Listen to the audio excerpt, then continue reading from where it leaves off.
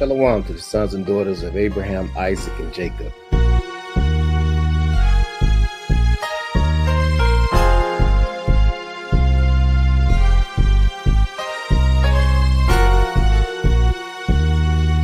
Hate evil and love the good.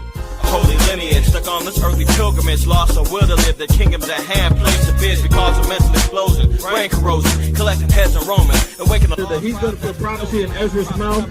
and it's the chosen, while the universe stands frozen, the prophecies start unfolding, exploding, while the whole world sleeps, the shepherds are lost, sheep creep deep to the golden gates. It's Esau, the Lord hates from crime to thievery, to even murder and rape. We close his rapes, watch them like grapes, while these fakes that perpetrate, my people's there's no equal in this. Read Deuteronomy 7 and 6. I know it's hard like bricks, but don't trip, we got the kingdom coming. No more slumming and bumming, the Lord's coming.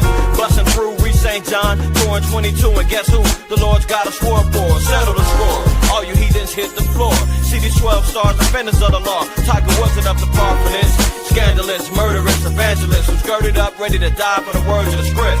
We too wise to be dumb. The hell with ice, we want the kingdom. Let's get out these sons and tell them where we from. Israel, you heard this, tuck tail, the bell, your rhymes is trail. You stepped in the zone when we excel. We too wise to be dumb. The hell with ice, we want the kingdom. Let's get out these sons Like you said, everybody got an opinion, right?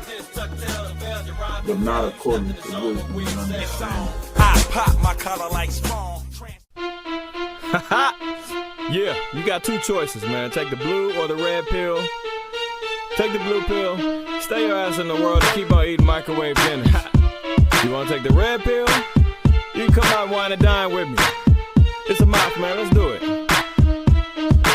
I got a Kevlar mind with Teflon rhymes, antidote to venomous minds that decline the truth. Trapped in a box, thoughts locked, programmed to be spooked. I'm on some lynch mob shit, Bucky double programmed to shoot. And got some steel at the tip of my boots just to regulate. We can get it all night tomorrow, just name the date. And don't hesitate, being a gangster ain't no good if your thoughts is featherweight.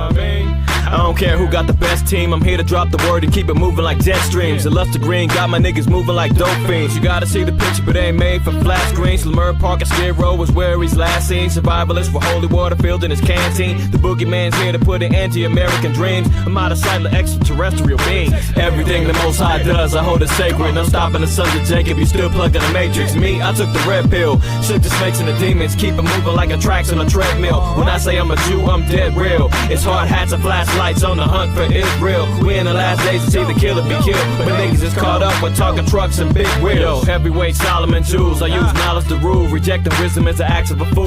Christ is king, born to rule, let's take him to school. Open up the sword, baby, let it do what it do.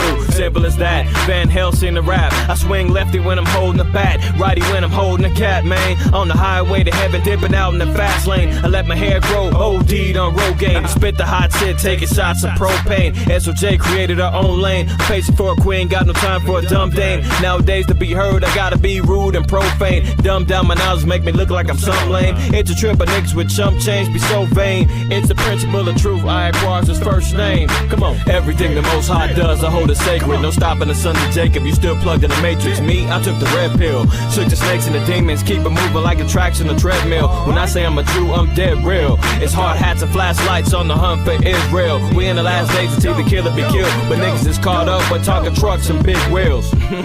Yeah, okay, so understand what I'm putting out there. Red pillars only, okay? You wanna take the blue pill, microwave, popcorn your ass to death, go ahead. You know, I ain't got time for that, man. I'm too focused for that. The soldiers that I roll with is too focused for that. So if you wanna get down, get your mind right, come and holler at me, you know? Because when your Howard Shah comes back, it's a rap like a gypsy mummy. A lot of these heathens wanna trip and act a fool. I thug it out for the Lord, I don't need no tattoos. We drop bombs with the Bible while you stand there baffled, looking like you seen a ghost. I'm with the Lord of hosts. Still keep a hood, crack the yak, and we can take a toast. Cheers.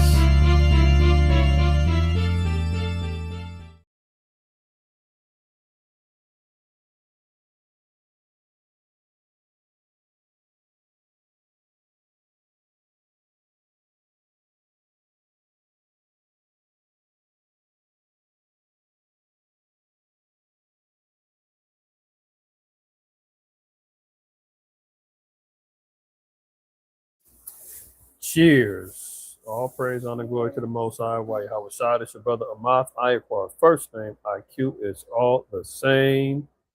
Shabbat shalom to the family, man. Prayerfully, everybody's doing well this evening. You already know what time it is. If you've been around, you've been picking up what I've been putting down. But if you have not, don't get too close because you might get, the rest.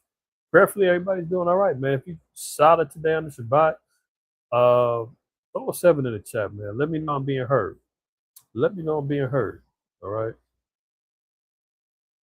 Let me see how this thing is looking over here, man. Let me share this. And give me 1 second, y'all.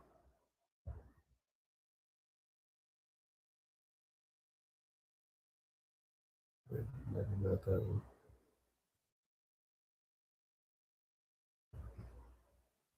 Slucky.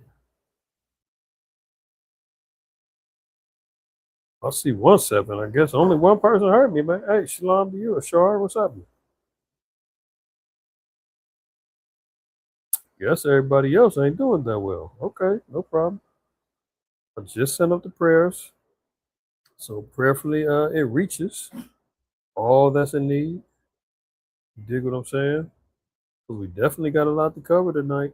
As per usual, we got a lot to discuss. Dangerous times are upon us, but the scriptures tell us that already. All right? The scriptures already forewarned us that there will be, the scriptures say, perilous times. And that's what we need to be kind of focused in on. Perilous times and the things that's going on, man. Hey, look, they said that Russia is weeks away from attacking NATO. Now, I know there's been a lot of headlines being saying similar things for a while now, but not in the same temperature that we're seeing in the world events going on right now. All right. Okay, so that's going to go. Hold on. All right, there we go.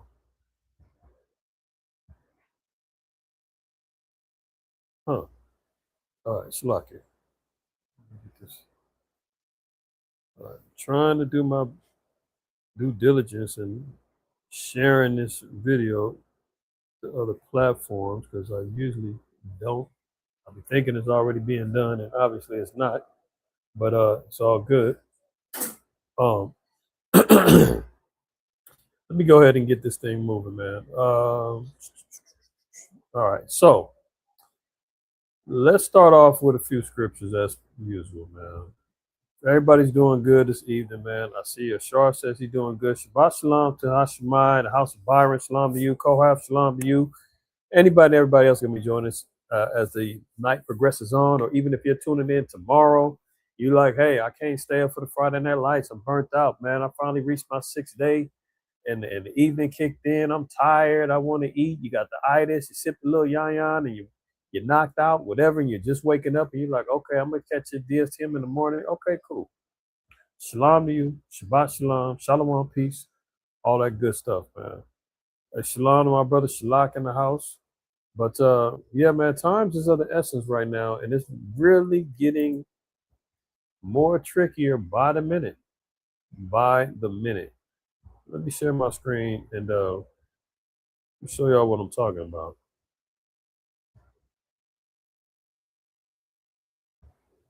All right, so in the book of Mark, chapter 13, and we're going to read the 33rd verse, because if there's any time that we should be adhering to the words of Mashiach Yahushua, the anointed Savior known to the world as Jesus Christ, but to us as Yahushua, it's now.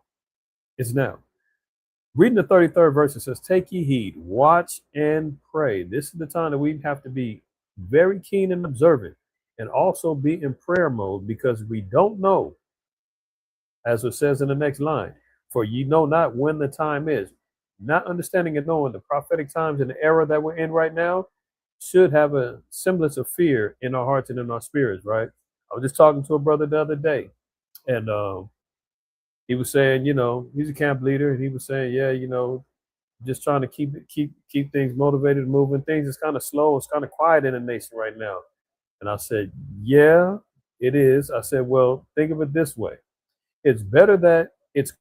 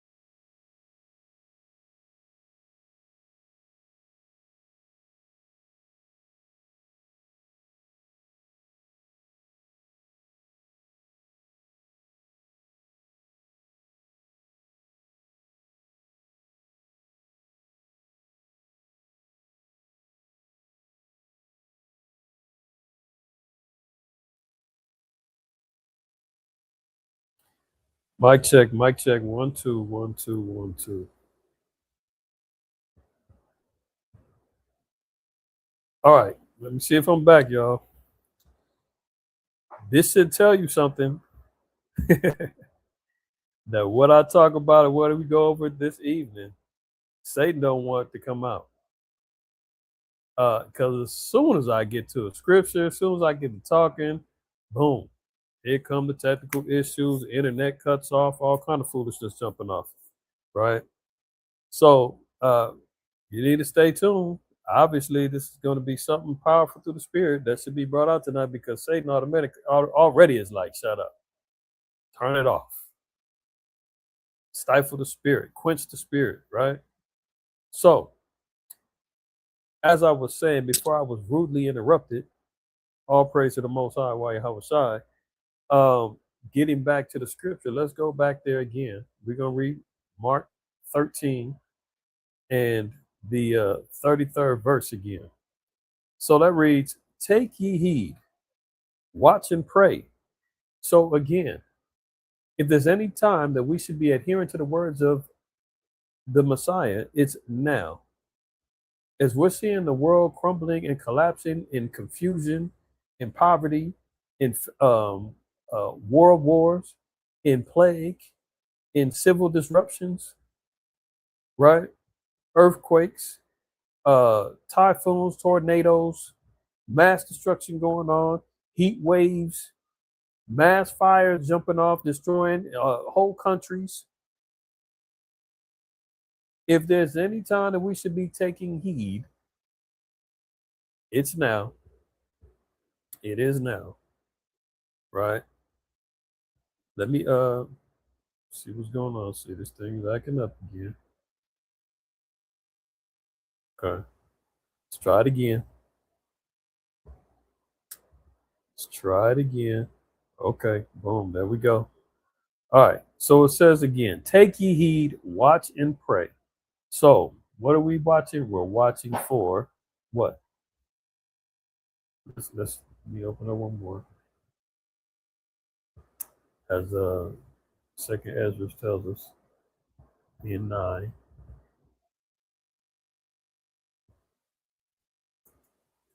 So if anybody is wondering, and you're kind of seeing where how the Spirit's been leading me in regards to some of the classes that I've done of late, covering Revelation 8 and 9, and how that's detailing more into the incoming World War III global conflict scenarios that's playing out right now.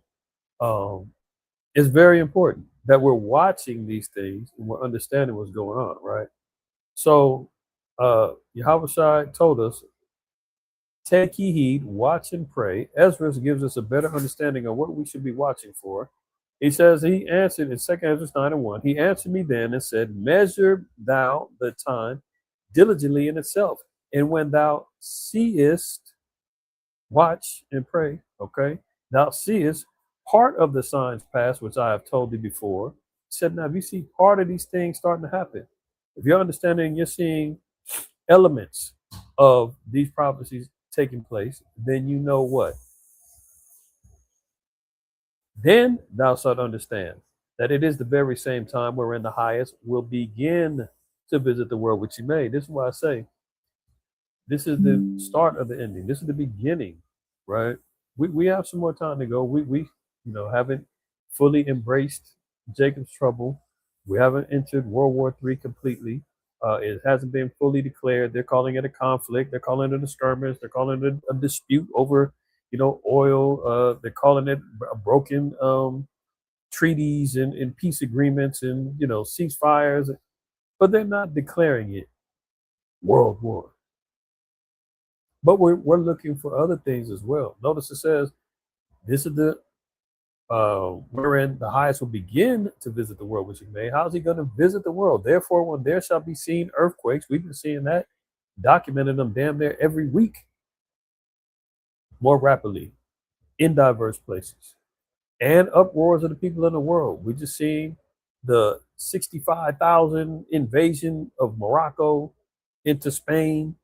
We're seeing all of these AI data centers with protesters and people out here flooding out in the rural areas and in the streets, fighting against AI, man against the machine, Skynet versus the humans. I mean, that's what's going on right now, let alone there's uproars of the people in various countries throughout the world, right?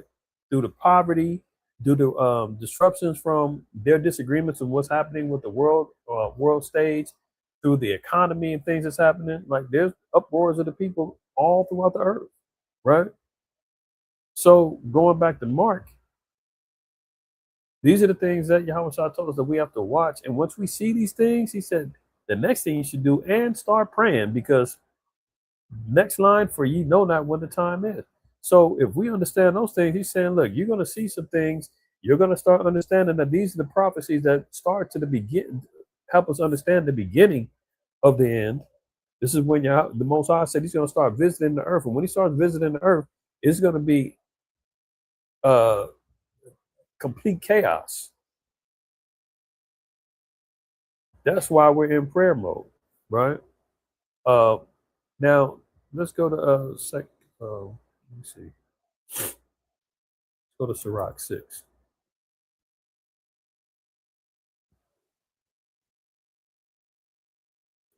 6, and let's read verse 35.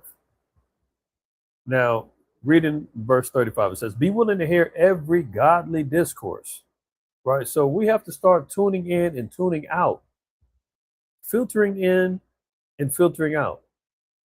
Things that we receive, things that we get, information, knowledge, hear every godly discourse. If things that we receive are not based after a godly discourse or a godly understanding or a biblical perspective, you got to start deciphering and tossing them things to the side. Every godly discourse, especially now when we're in the age where the age of AI, memes, false reports going on, people just trying to go viral, making up stuff. I mean, there's a particular, it just popped in my head as an example, right? There's a viral story, right? There's a brother that is going online and he's talking about a sister that drove 30 miles to an interview in Detroit at a Cracker Barrel. And she went to go interview, and the guy was asking her some strange questions and asked her if she got her COVID shot. And next thing you know, she went to the bathroom and called her mom and said, hey, this was really strange questions going on. And after that, the sister disappeared. First of all, it's spreading around. People are like, man, another sister got to. Okay, first of all, there is no Cracker Barrel in Detroit, the city of Detroit. Are there Cracker Barrels in Michigan? Yeah, there's like 2 or 3 on the outskirts somewhere. Bayan, are you here? Bayan is in Detroit. Okay, Bayan, I don't see Bayan yet. Okay, maybe I'll tune in tomorrow. But if y'all seen this particular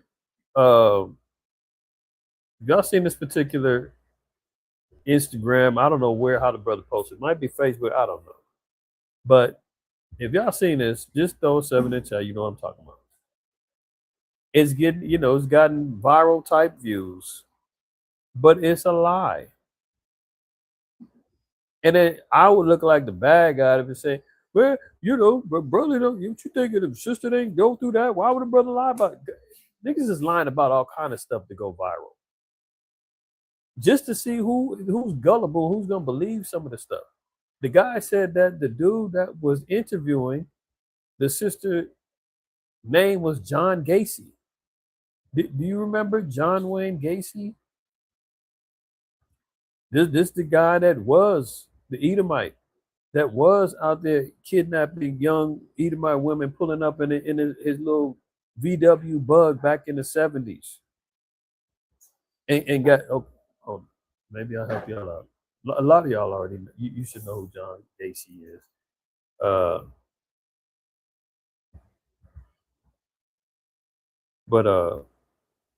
hold on. They got a series about it? Let me see. Devil in Disguise, John Wayne Gacy, right? Yeah, this guy right here. You know. Yeah, see. He's a serial killer. John Wayne Gacy, who murderized dozens of young men and boys. Oh, this I'm thinking the other guy. What's the other cat's name, man? That was picking up the young girls. Anyway, doesn't matter. The brother said, yeah, the sister interviewed with John Gacy. Okay, if that's the case, how come John Gacy isn't under investigation in this invisible Cracker Barrel in the city of Detroit? Listen, man, everybody's got to be discerning. You've got to understand and know that there is a mountain of lies, deceptions, and folly that's going on out here on this internet. And people are treating it like it's not real. It's not the real world. So why should I tell the truth? I can catfish you. I can do whatever I want. I can doctor up my face, my pictures. I can be who I want to be on the internet. I can be faceless. I can be an avatar. Like, that's how this generation, because I know our generation, most of the brothers and sisters that, follow and listen to MOTC is in a particular age bracket. But we should know, like, this why are people falling for this again? That doesn't get me wrong. That doesn't mean everything is false on the internet. Everything is wrong. No, there's a lot of things that is true. There's a lot of good information that's on there. But you got to be able to filter through the weeds, block out the noise, chew the meat, spit out the bones, and use godly discernment to understand and know what you should be intaking and what not. So that particular story, for instance, is bogus. I defy you to try to find any criminal, any court case, any missing persons with that sister in Detroit. Where did she drive from 30 minutes to get to this mysterious Cracker Barrel that doesn't exist? Like, we can't do this, y'all. We got to be willing to hear every godly discourse. Anything else, if it's not of that, man, get the hell out of here. I don't have time to be listening to a gang of book. Listen, I'm finna go there. Hey, we don't have time to be listening to BS. I ain't got time to be watching the gang of damn debates on that. Especially if I got to understand, I know what time it is already. I'm not being entertained about this stuff anymore. Things have to be, more concrete. Now, don't get me wrong. I'm not listening. Sometimes you got to qualify stuff. Debates are cool. Defending of the word is righteous. These things is understandably. You have to be able to prove all things. You got to be able to establish truth at the gates. Defend your cause. All that good stuff. I get it. I'm not mad at it. But when it becomes like a complete distraction when other things is going on, like, we got to check ourselves. So as I was saying, even before, when Satan came in and cut the live, I was talking with another brother a leader in the community, talking to Ratazan, and I was telling him, we were just having a conversation the other day, and we were talking about how it's kind of quiet in the nation right now. Everybody just kind of in their little cubby holes, just kind of, moving like gophers and digging and doing the work and doing what we got to do. But there's no real big controversial things going on, all this other stuff, right? So it's like, I said, well, that's a good thing to a degree, because, we don't necessarily, how much are we always talking about there being controversy within the nation, there being discord within the nation, there's always some toxicity jumping up. So we should be taking advantage of the downtime of the BS that happens within our nation and stay steady in our movement and in our walk and in our work, right? But I told him, I said, well, even in those times, that's why I stick to making sure I understand and know what's going on in the world, because when it seems like it's quiet, it's really not. There's things constantly moving in the spirit. There's constant things moving in the world, and it's our job to make sure that we're understanding and knowing and discerning what's going on, because it's never really quiet. It's always something jumping off. But how do we absorb that and help it be impactful and learning for our brothers and sisters. That's the key. So with that being understood, we got to be willing to hear every godly discourse.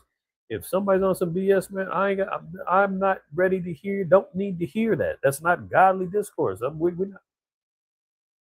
I give you a certain amount of time. After a certain amount of time, listen, man, I ain't got time for it. On to the next.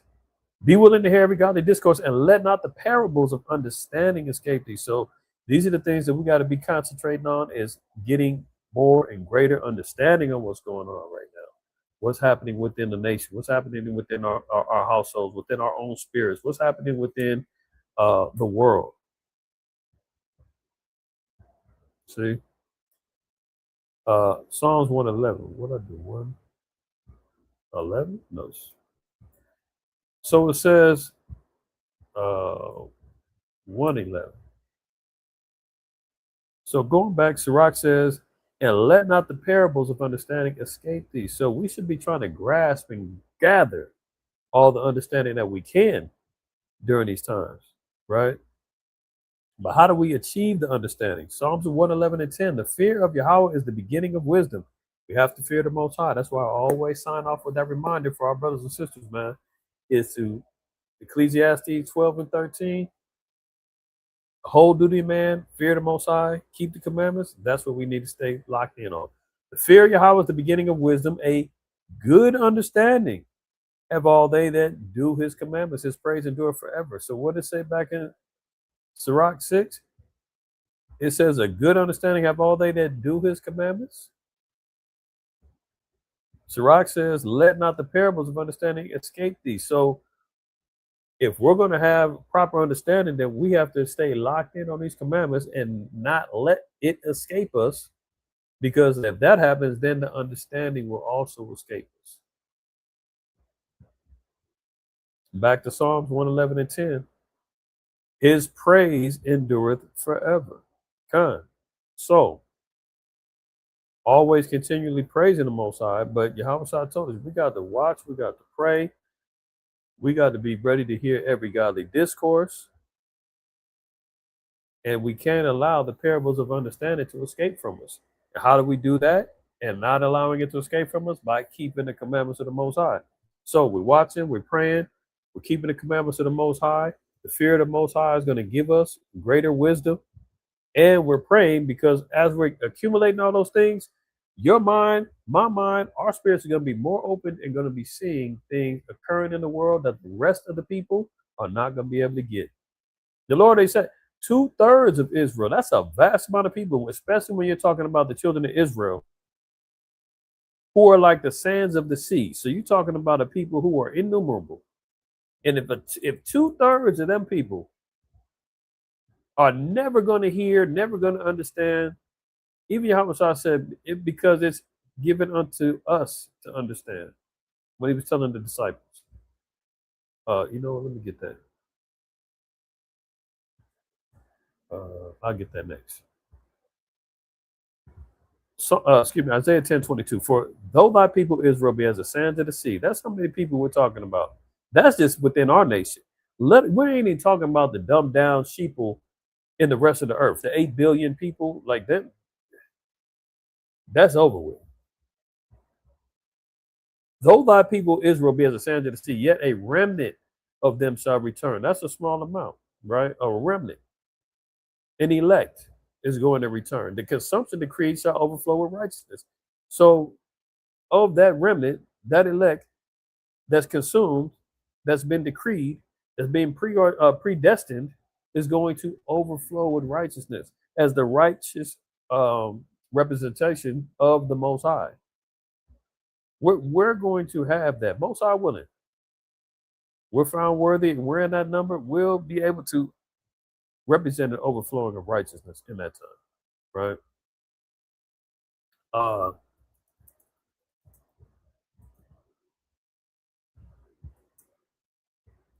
Where's that scripture at in the Gospels? Yeah, in the same chapter, Mark 13. I should have just rolled up. Now, Matthew 13, 10 and 11. I said Mark. I was in Mark, but no, Matthew 13. And the disciples came and said unto him, Why speakest thou unto them in parables? He answered and said unto them, Because it is given unto you to know the mysteries of the kingdom of heaven. Do we understand that? There's a key. This is like the Bible is like a puzzle. It's the greatest mystery story ever told in man's existence.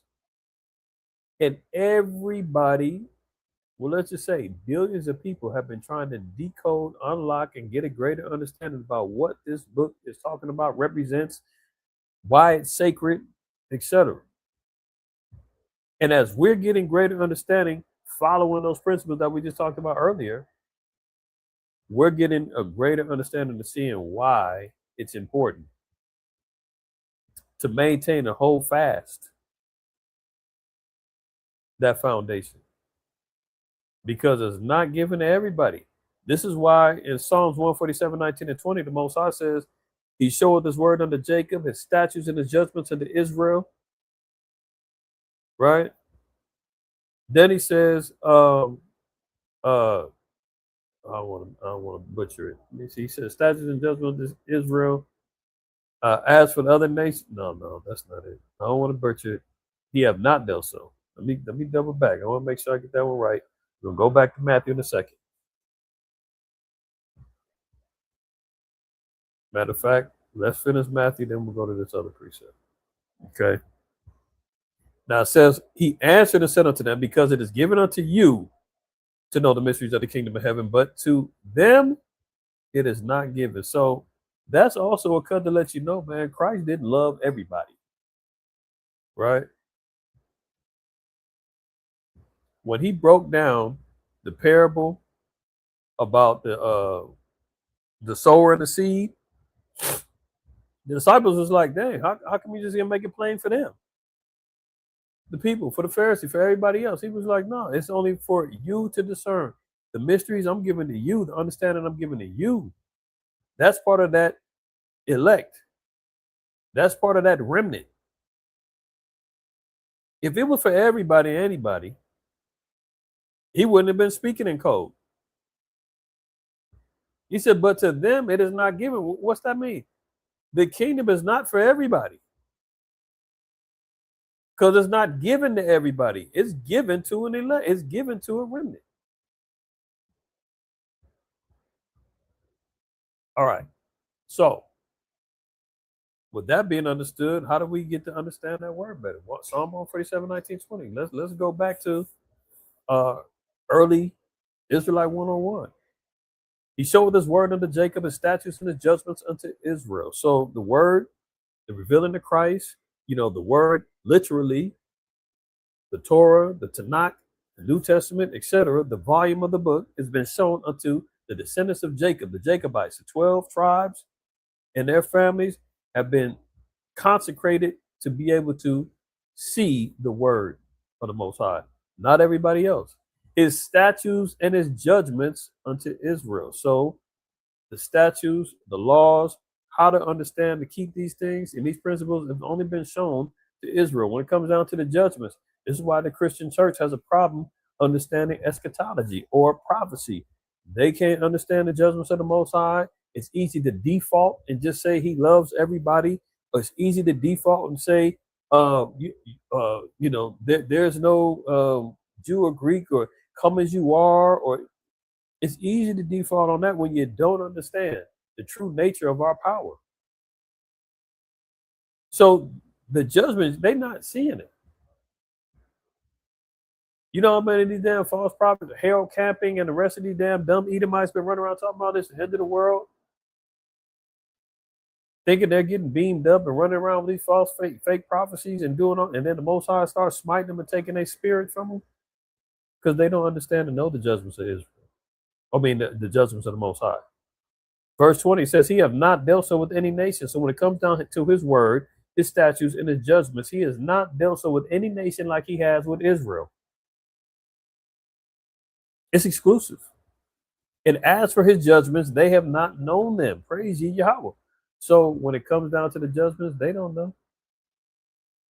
This is why they make up all these particular Bible colleges and seminary schools, and trying to come up with all of these particular religious doctrines and all of these denominations, so you can just pick one and all of them will lead you to God, and because they don't know, so they go make up stuff as they go along.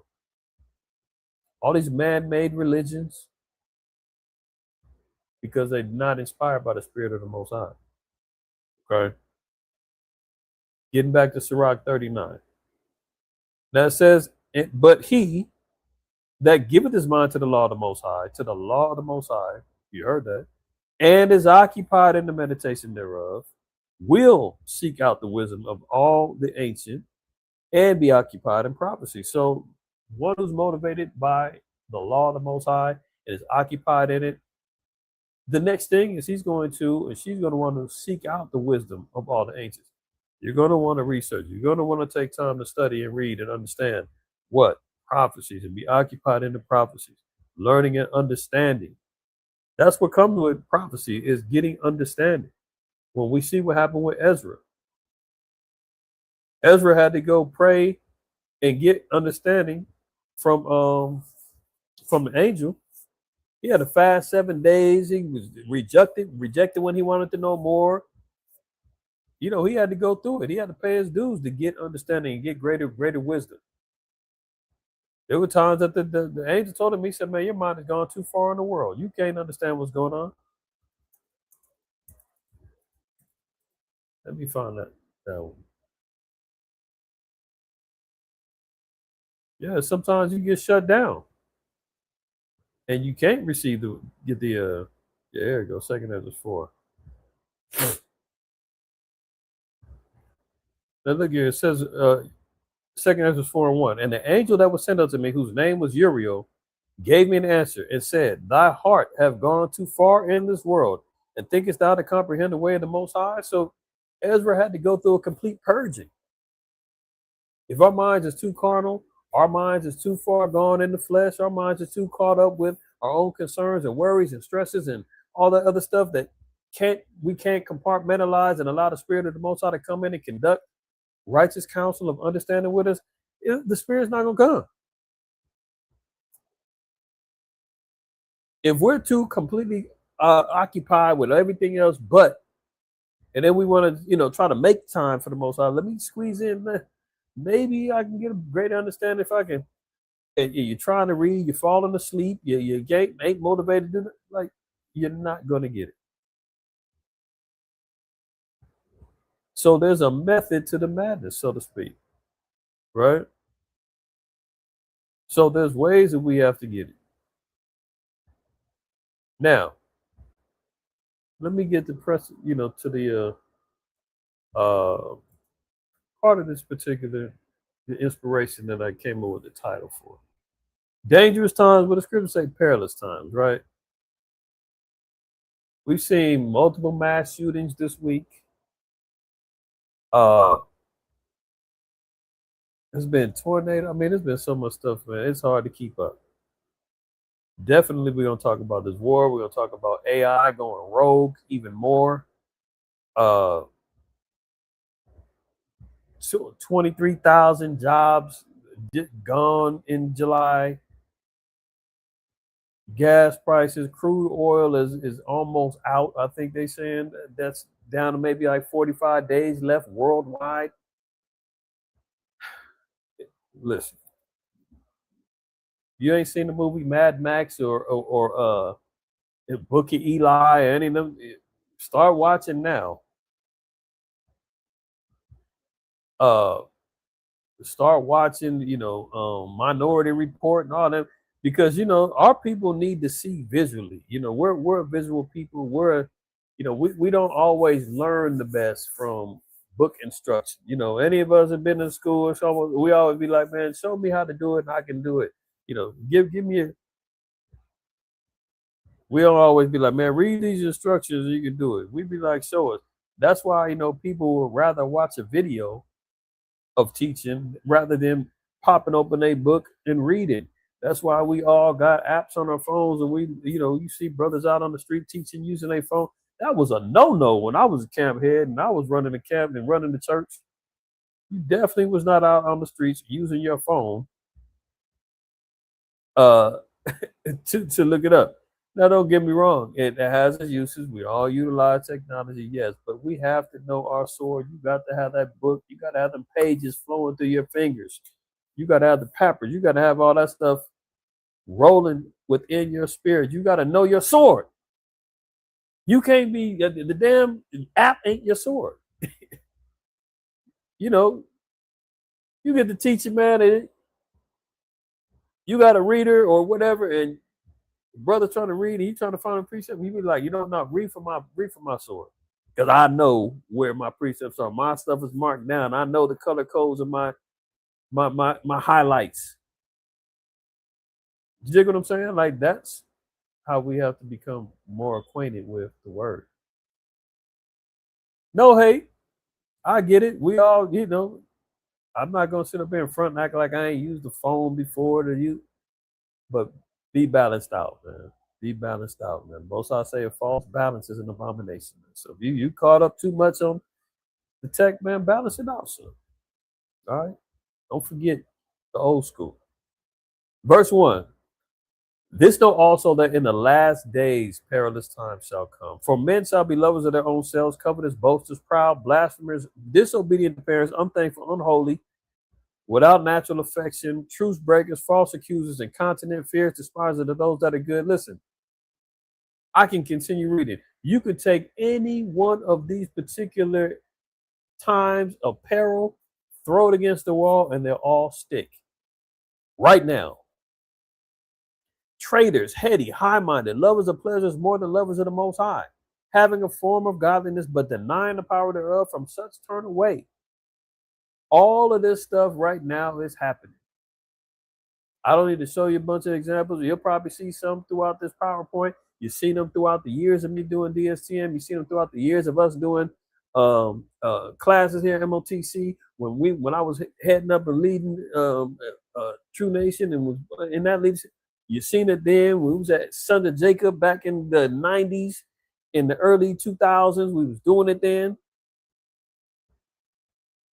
All of the above you see right here. Always been teaching and telling the same thing. All right. Look, let's get to it, man. Let's get to it. There's a lot to discuss, and I don't want to be too long-winded, but we got to see what's happening. Okay. Now, welcome to the mega war. See, they don't want to call it a world war. They constantly avoiding avoiding the term, right? It's a mega war now. Mideast and European conflicts merge. We seen that last week with Ukraine knocking down a cargo ship from Iran. So far, there still hasn't been any retaliation on the Iran's part. Why? I don't know. But I think that the Most High is kind of like putting everybody in their corners, raising a spirit up on many of these nations now so that they can start collectively showing the conglomerate of nations and how they're going to come together for this end time conflict known as World War III. Welcome to the mega war. Mideast and European conflicts merge, sucking in more countries along the way, even ones claiming neutrality. So, in other words, what are we talking about? The assembling and the precursor of World War III. The spirit is already out there. The spirit of warfare, the spirit. This is all. Now, this precept just popped in my head. Revelation 6, right? And we're going to read verse 3 and verse 4. It says, and when he had opened the second seal, I heard the second beast say, come and see. And there went out another horse that was red, and power was given to him that sat thereon to take peace from the earth, and that they should kill one another, and there was given unto him a great sword. So, yeah, the red horse physically represents Esau, him coming into power in the world, 333 BC, you know, from the Greeks to the Romans, moving on down the line to the seven horns, etc. Through him, peace is taken from the earth. He put all the whole world into captivity and subjection, all the nations bowing down to him. But even after that, through him, war is going to be taken. I mean, peace is going to be taken from the earth. So when we're talking about these particular world wars, who is it between? World War One is between Edomite nations. World War Two, primarily Esau, and then you got Moab come into play. Post that, here we go again. Ukraine, Russia. You seeing about NATO and Russia. You heard about, now you're seeing Iran and Ishmael now coming into play. But it all starts with him.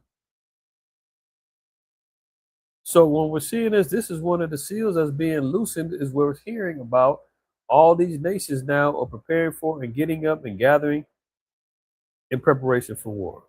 All right. It says even the ones who's claiming they neutral, keep me out of it. I'm peace. I don't want nothing to do with that.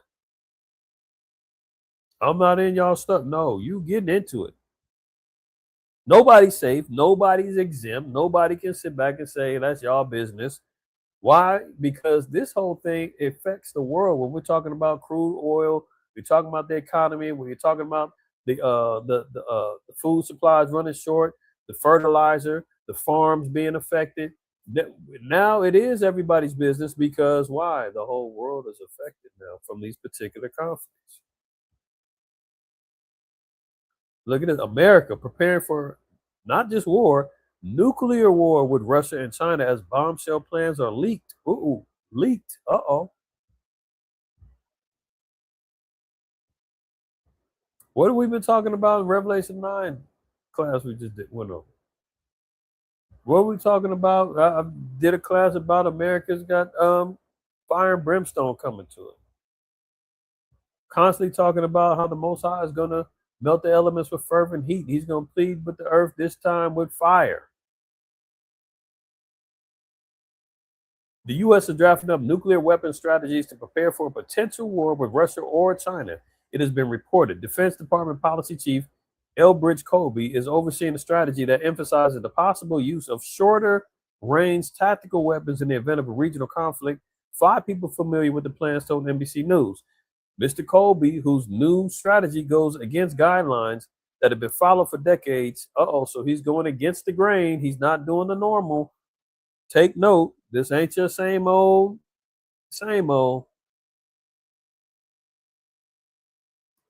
New strategy goes against guidelines that have been followed for decades. Is expected to attend a military event in Nebraska on Wednesday and share his views on the matter. He will privately visit the U.S. Strategic Command responsible for nuclear forces, which manages land-based missiles, strategic bombers, and submarines. We're not done. Continuing on. Russia could attack NATO within weeks. U.S. intelligence is warning. Within weeks. Now, that's the big headline. In the fine print, though, that's why I don't want to, that's why I put a question mark after that. Because, look, they says, Washington says Putin may attempt to test alliances resolve at some point between this autumn and 2029.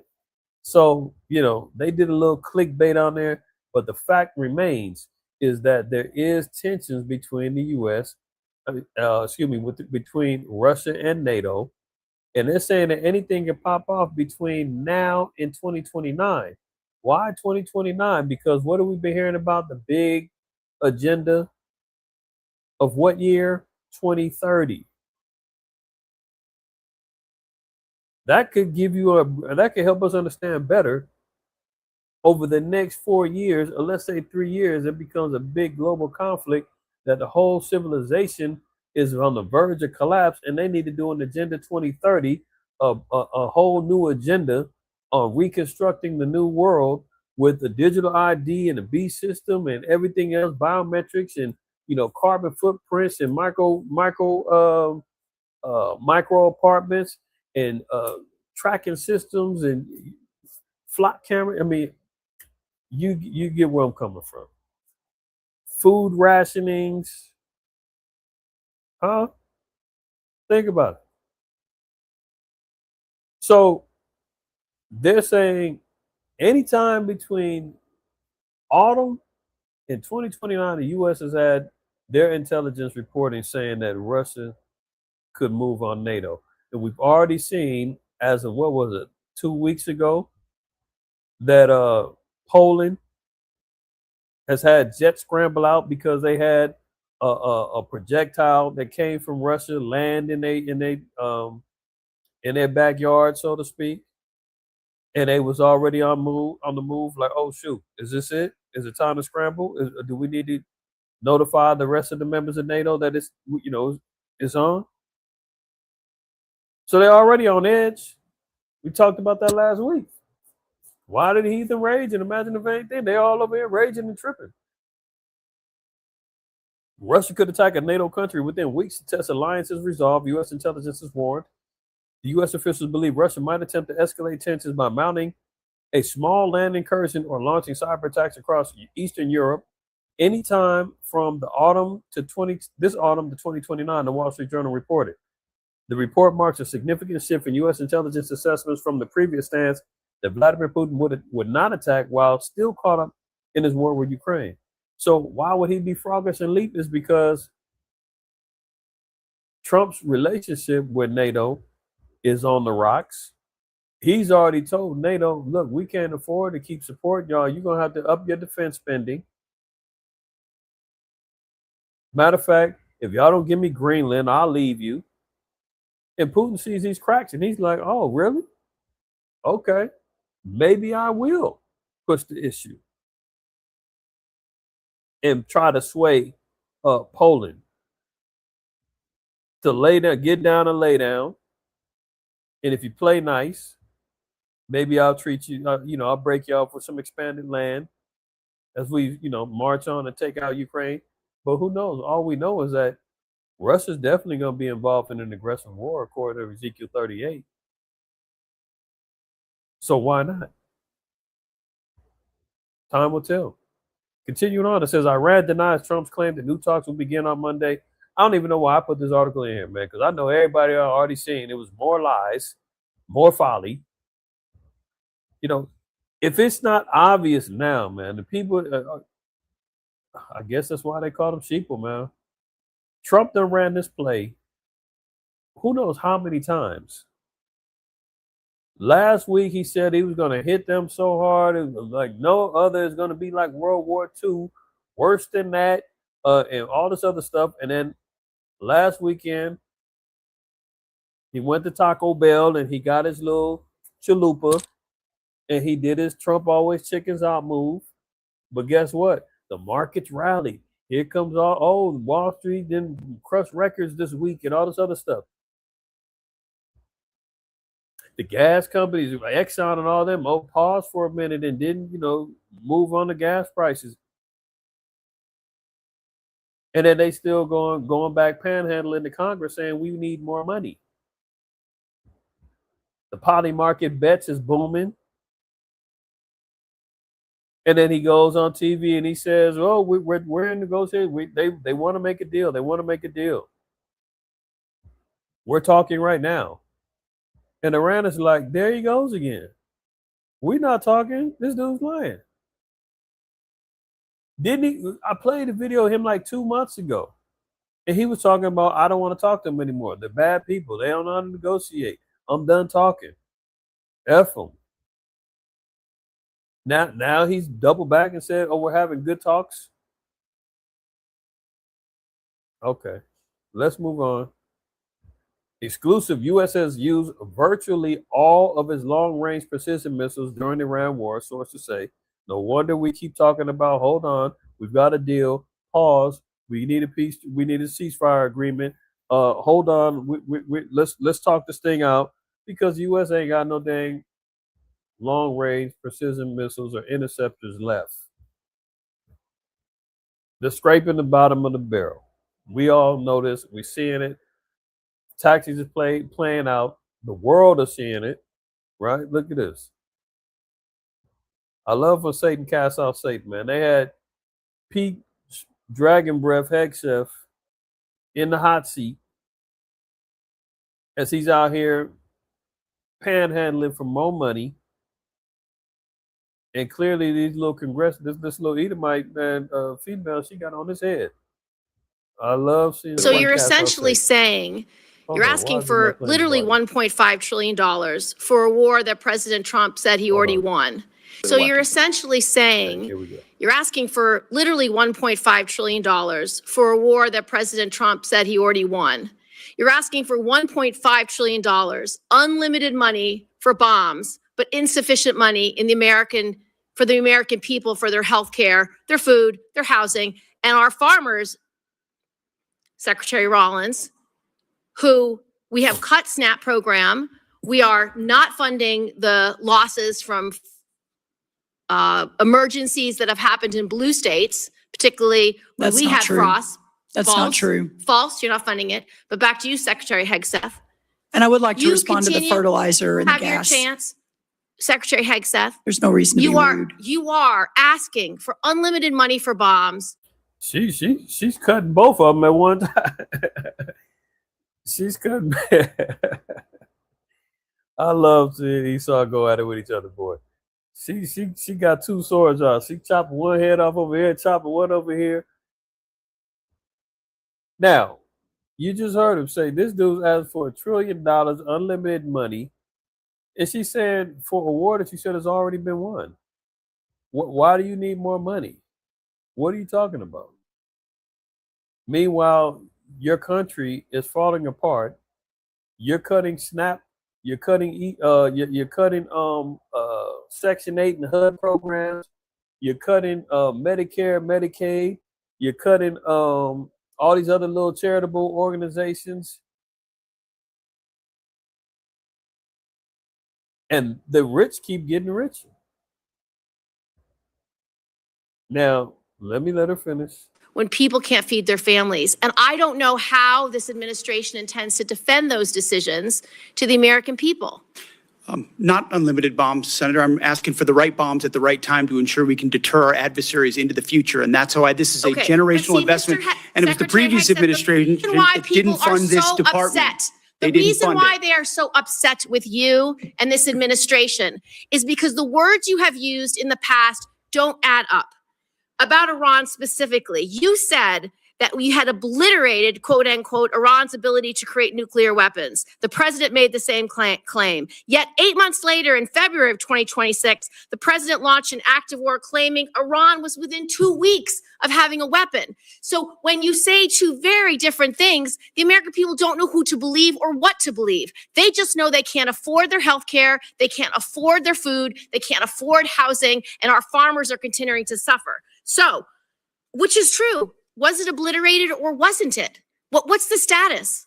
The nuclear sites under Midnight Hammer were obliterated, but Iranians foolishly continued to attempt to pursue nuclear capabilities, which is why we destroyed their defense industrial base and so many of the other capabilities to ensure they can't get to a nuclear weapon. So we're staying laser focused on the objective, and you're trying to make campaign commercials. So you're essentially saying, like, come on, let's stop the foolishness. She cutting. He talking about campaign commercials, laser focus. Like, come on now. She cut him up, and he's over here trying to make some BS excuse about why they lied. Okay. All right. Let's continue. You're asking for literally $1.5 trillion. Here's another one. The U.S. war with Iran has left U.S. stockpiles of a key missile defense system dangerously low, sources tell CNN. The U.S. has depleted nearly 80% of its THAAD high-altitude missile interceptors and 50% of its Patriot interceptors. So what does this mean for the U.S.? It limits military options against Iran going forward. And for U.S. allies in the Gulf, it makes clear to them that they remain vulnerable to Iranian missile and drone strikes. More broadly, for Europe, it means that U.S. help for Ukrainian air defense is unlikely to come anytime soon. And it's a wake-up call for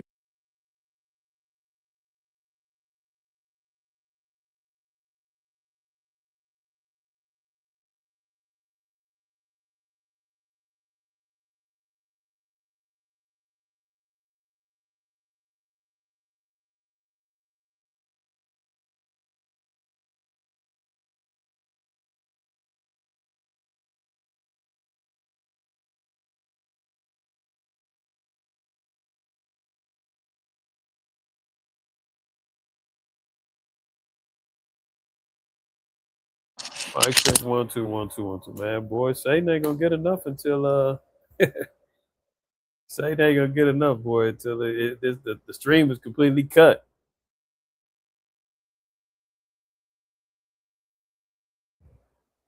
All right, so let me back this up a little bit. All right. To Iranian missile and drone strikes. More broadly, for Europe, it means that U.S. help for Ukrainian air defense is unlikely to come anytime soon, and it's a wake-up call for Europe that it has to accelerate production of its own air defense missiles and air defense systems. Finally, China is watching all of this very closely and calculating just how long the U.S. might be able to maintain operations in any potential military conflict. So that should already let us know, right, that because the U.S. stockpile is running low, all of its allies now are facing the repercussions of understanding that they can't depend on America no more. This should also give us greater understanding of how we can see that the 10 whores are going to end up hating the whore and how their relationship is going to deteriorate because the whore ain't going to be shoveling out money and tricks to them and poison tit milk to them no more. It's going to be every man for themselves. The scriptures even tell us that every man's going to return to his own nation. Hold on. The U.S. war with Iran. Let me get that real quick in Isaiah 13. Isaiah 13. And and I like to hit this whole thing. You know what? I'm definitely gonna start right here. Verse 11, Isaiah 13:11 says, "And I will punish the world for their evil and the wicked for their iniquity." So judgment is coming to the wicked and the evil, right? And it says, "And I will cause the arrogancy of the proud to cease." Well, who's more proud than the so-called white man? Who's sticking his chest out the most? I mean, Agent Orange, head orangutan in charge, and the rest of these other nations that follow him foolishly and are sucking on the tit of this poisonous hoe known as America, yeah, they're all going to cease. The Lord said he's going to cause the arrogancy of the proud to cease and will lay low the haughtiness of the terrible. I will make a man more precious than fine gold, even a man than the golden wedge of Ophir. So it says that a man is going to be more precious than fine gold. You know, 2 Ezra 16 says that there's going to be a shortage of men. Sisters out there, I know it's so taboo to talk about polygyny and multiple wives, and y'all ain't sharing your man and all this other stuff. You're going to be begging for a hedge in that day. That's why Isaiah 4 says, in that day, 7 women going to take a hold of one man saying, "Let me just be called by your name." That strong black and Hispanic woman out there saying she can bring home the bacon fried up in a pan, "I don't need no man," and all that other extra stuff, all that's going to be out the door. When all hell breaks loose, you're going to be looking for that fine man to say, "Protect me, help me, lead me, teach me, guide me." I didn't say it. The Lord said. That's how precious is going to be. 2 Ezra 16 tells us that there's going to be many widows. Men are going to be getting destroyed either by famine or by the sword, trying to go out to defend and take care of their families. They're trying to just survive on their own and dying in war and dying in plague and famine and hunger and all this other stuff. Let's be reminded.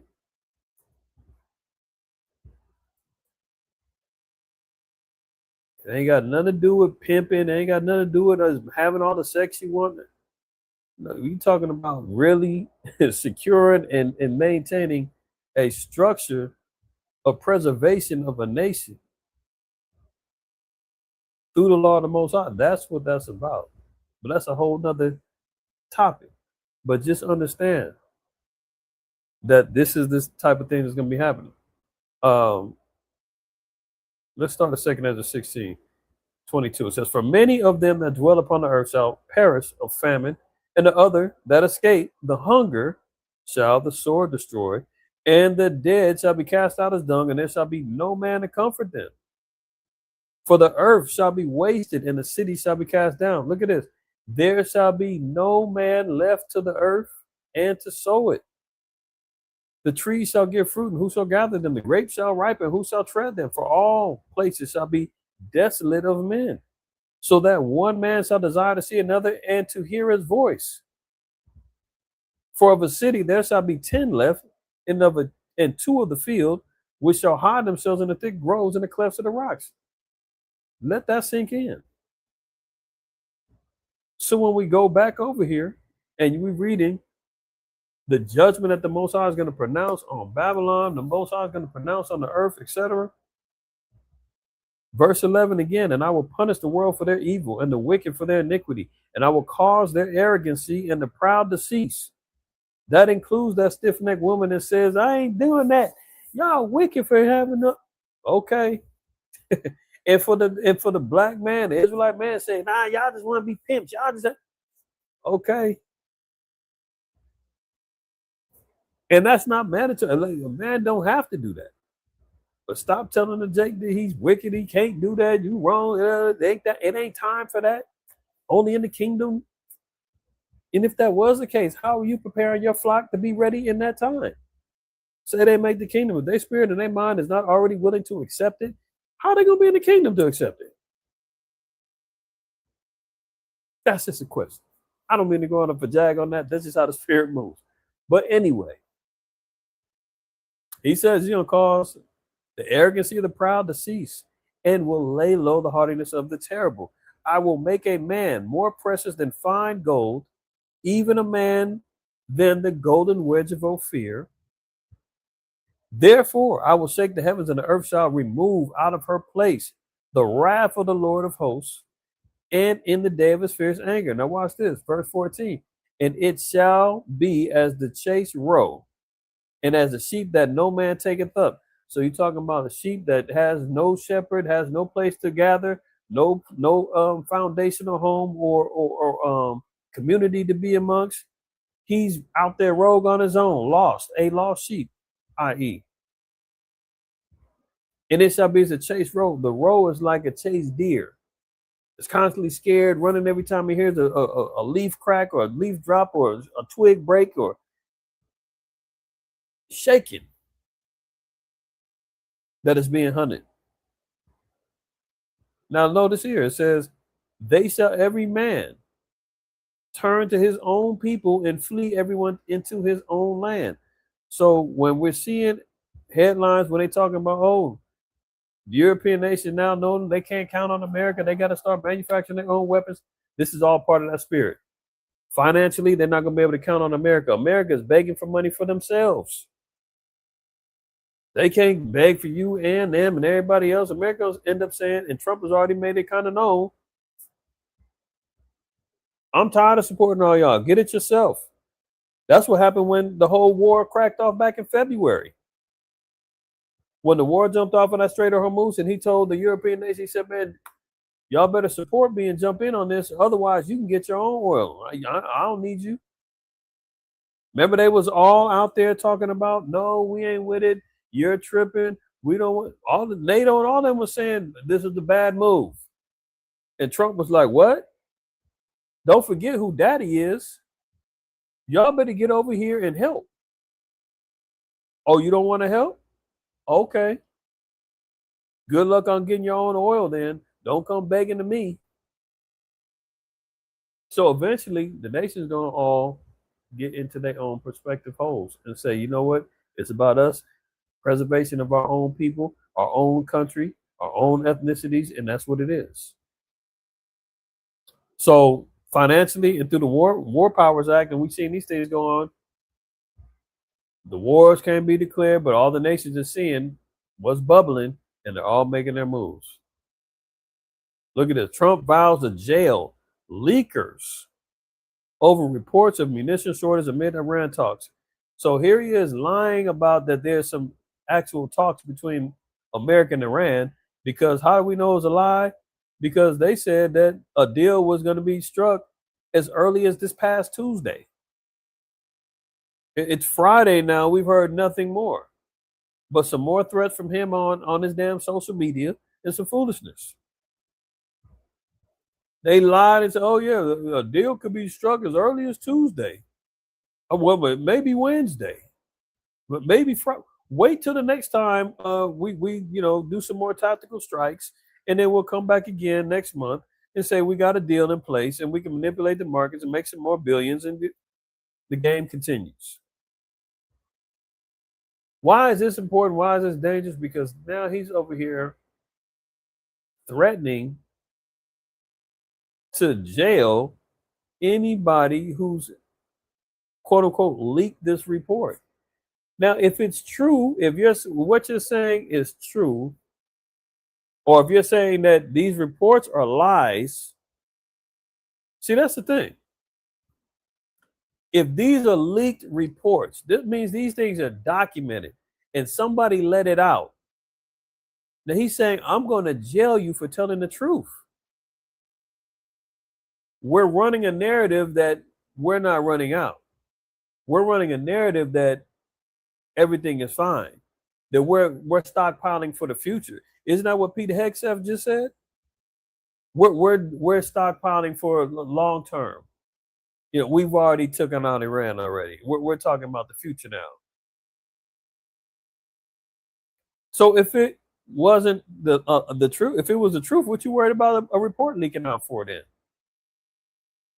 Now watch the devil lie. Watch this. President, on munitions, you posted overnight that the U.S. has a massive amount, and you denied that there were any shortages. There is a supplemental request for $21 billion to restock. So why is that request still there? Well, because we need more all the time. I mean, we need more. Look, we gave tremendous amount to Ukraine. The Biden people did. And they were given free of charge, no charge. No charge, billions, hundreds of billions of dollars. And fortunately, I built up so much during my term. I rebuilt the military and also loaded it up with a lot of stuff. And we have certain types of munitions that are very powerful, that we have virtual unlimited supply. We have others where it's a little bit tighter, and we're getting them in on a daily basis. As you know, our defense companies are building more plants right now than at any point in history. They're building plants for the Patriots, for the Tomahawks, for everything. Did you hear the lie? President, on mute. Okay. So she just cut him immediately with the question. You posted that overnight that you got a massive amount of munitions and all this other stuff. Then you double back and say, but we need $21 billion for more munitions. She's saying, well, what is it? You said you stocked up. Why you need $21 billion to get more? Well, we always need more, but that's the even if that was a scenario, that gives more precedence to Esau being a man that's gonna that's gonna rule by the sword, right? His infatuation with weapons, destruction, and death, and all of that, he can have enough, but it's never enough for him. He wants even more. So that only compounds of who he is according to the scriptures, right? That statement alone. But even though that's a lie, because you heard him at the end, he said, we've got unlimited. And then double back and say, well, some are running a little low. And you try to, brush that off real quick. Negro, I'm calling him Negro. You know what I want to call him? NIGGA. Nigga, if you don't stop lying. It's some are a little tight. Some are a little tight. You know, that's the real story. You know you running low. And then if somebody leaks this out, you say, I'm locking you up for telling the truth. You letting out the damn secret sauce, and we running a whole narrative and a play for the world. There you go. Munitions. Trump keeps making threats. The world will stop flinching. So now the world, adversaries to America, etc., are not blinking anymore when America makes threats. But everybody that's seen the taco truck Trump movements all day long. Nobody's falling for the bluffs no more. The mystique of America being this big bad wolf. The nations now are like, you know what? He's not as tough as we thought, man. This cat was a bully for years. And actually, we see he can't fight. He's been intimidating, and yeah, he knocked out a couple cats back in the world, back in World War II, and we thought that could happen to all of us if we stepped to him. But if we look at all of the progressions of America's wars, it's been tough on America. Vietnam, they were never declared the winner. They left losers. At best, a draw, if you want to call it that. But there was no progress. Nothing happened with Vietnam. Many arguably say they lost Vietnam. Then what we talking about? Desert Storm, the war in Iraq, Afghanistan. I mean, arguably, you could say that America didn't profit or benefit off of any of those things except for the poppy fields in Afghanistan and enhancing the heroin trade. But you talking about going to war for 20 years, 20 plus years, with some towel heads and living in caves with sandals on and AKs? And that's not to say America's got a mighty army. But when everybody looks at it and says, man, when it gets put to the test, the mystique that America has, that's the only thing we're talking about is that is now dwindling. That's now dwindling. You know, America ain't got it like they used to, and everybody's seeing it. Continuing on, look at this. Turkey, Saudi Arabia, and Pakistan signed a defense pact. The first in kind. Hello? What we always say, unprecedented, first of its kind, historical. So we better start taking note of that, right? Revelation 16:12 says, and the sixth angel poured out his vial upon the great river Euphrates, and the waters thereof was dried up, that the way of the kings of the east might be prepared. So kings of the east, that includes Middle East, that includes Eastern Europe, that includes Far East, China, North Korea, Philippines, Taiwan, Russia, Ukraine, Romania, Middle East, Saudi Arabia, Iran, Syria, Lebanon. That's all part of the East. All nations that I just named have all been involved in some sort of global conflict. And now we're seeing for the first time, Turkey, Saudi Arabia, and Pakistan are signing a defense pact, essentially creating their own NATO, a Muslim NATO. Now, Turkey is part of the EU. Saudi Arabia and Pakistan are allies with America. Pakistan has nukes, right? But at the same time, they know that they can't defend, or they can't depend on America either. So they're creating their own defense pact, their own military defense agreement to get each other's back, because they know every man's going to return to their own people. Turkey, Saudi Arabia, and Pakistan signed a joint defense agreement on Friday, connecting the three largest Muslim countries in the world under one security umbrella. For the first time, the deal, which has been under negotiation since last year, creates a significant new trilateral framework amid a deepening regional crisis following Israeli and U.S. attacks in Iran. So I guarantee you, this is just the start. There's going to be additional Muslim countries who's going to want to join in, because they're going to want to come together and say, hey, we better stick together. Alhamdulillah. We can't depend on Esau, the damn great devil, and all that. They're going to all step back and say, we better get our own stuff together. So this is a big deal right here. That for the first time, now the Muslim countries coming together. The dragons of Arabia that we read about last week in 2 Ezra 15. Coming together to create their defense pact for this upcoming war. All right. So moving on. The U.S. only has a 43-day emergency buffer of crude oil left in the 45-year low. Did you hear that? 43 days of emergency buffer. That means that the normal supply is gone. We're already using the emergency supply. The crude oil, to my knowledge, is the oil that is utilized to create the petroleum and the gas that we use for our cars. Let me make sure, because I don't want to give y'all no false facts. Let's see. Is crude oil used for gas? Oh, you know what? Let's see. What is crude oil used for?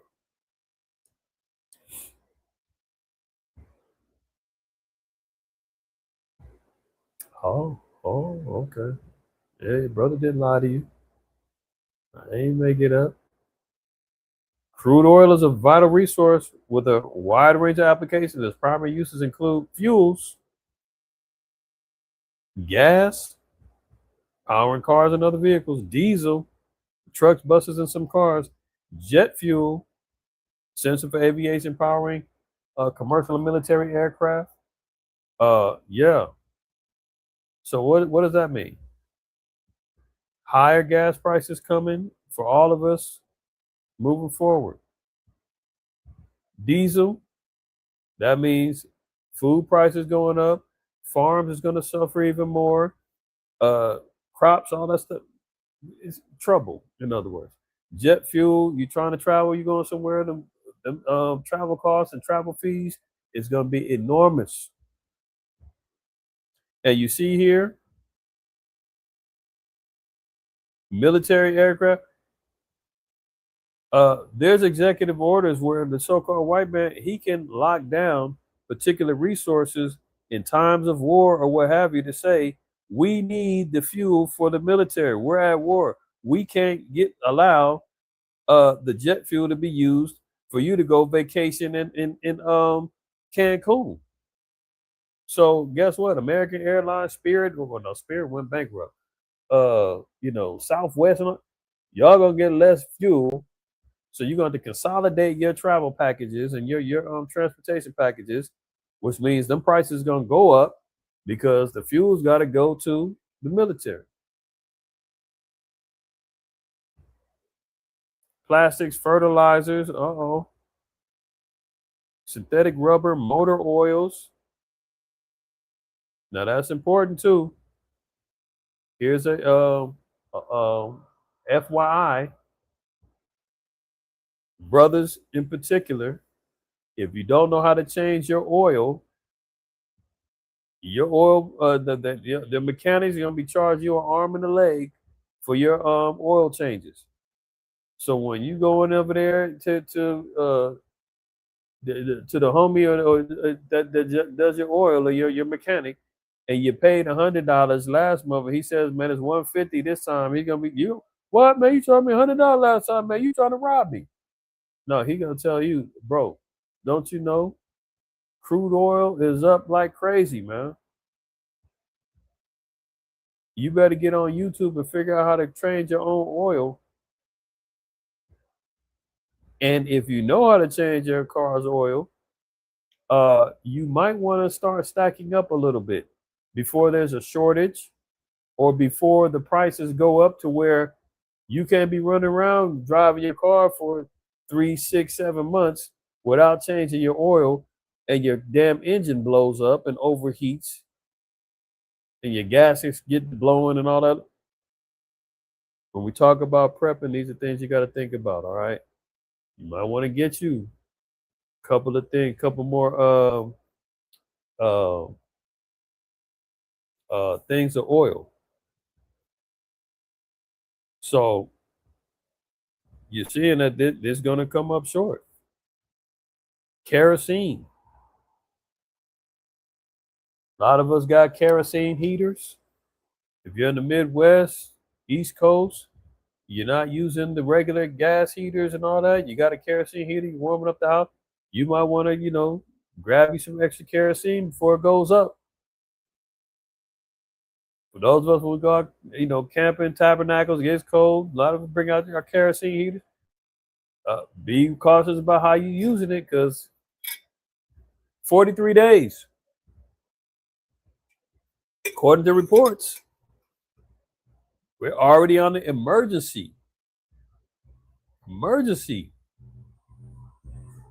levels is left.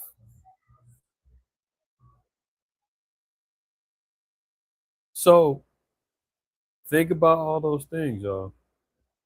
That's within a month and what? Almost 2 weeks? A month and a half.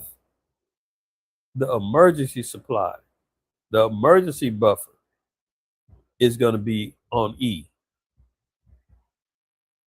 Now, where they're going to get the rest, how it goes about them trying to, recirculate, I don't know.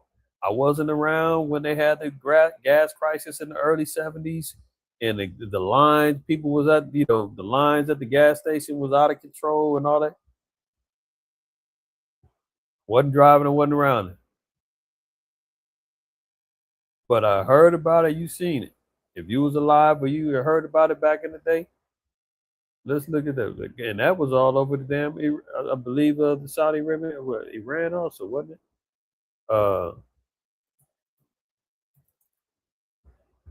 Like a damn thing listening to me. I barely even said. You see that?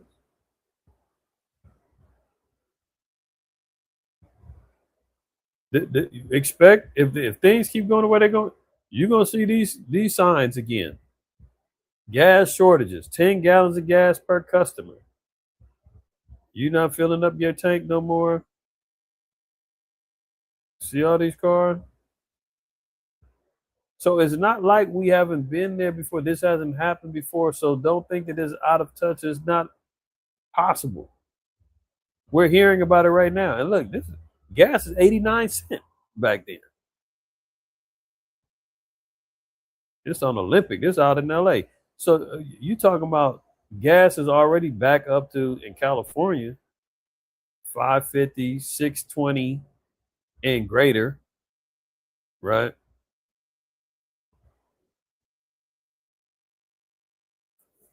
Again, dangerous times are ahead. All right. It's not for play, man. I'm telling y'all. Think about getting you some spare oil for your car, extra kerosene if you can. If you use your heater like that, before it's gone or before the prices are so exorbitant that you can't afford it, try to grab some, but other than that, watch and pray. Now, moving on to the next subject at hand. AI destroying millions of books. This is not a typo. This is not clickbait. Look, before we go there, we're going to look at an example of that in First Maccabees 1. It's not opening up. Okay, so let's see.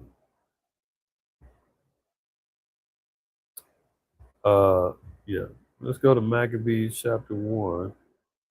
And so after Antiochus becomes king, he puts out the decree that everybody is supposed to be like the Greeks and become one people.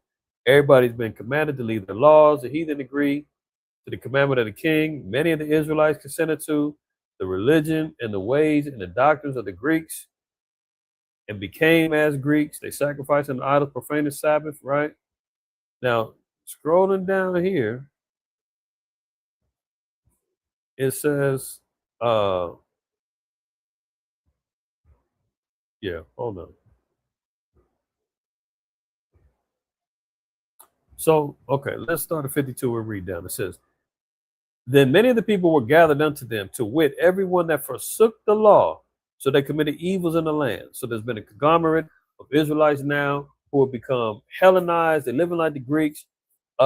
they're living evil, so forth and so on, man. Many evils are being committed in the land: fornication, adultery, idolatry, bloodletting, you name it. They're fully entrenched in the Greek way.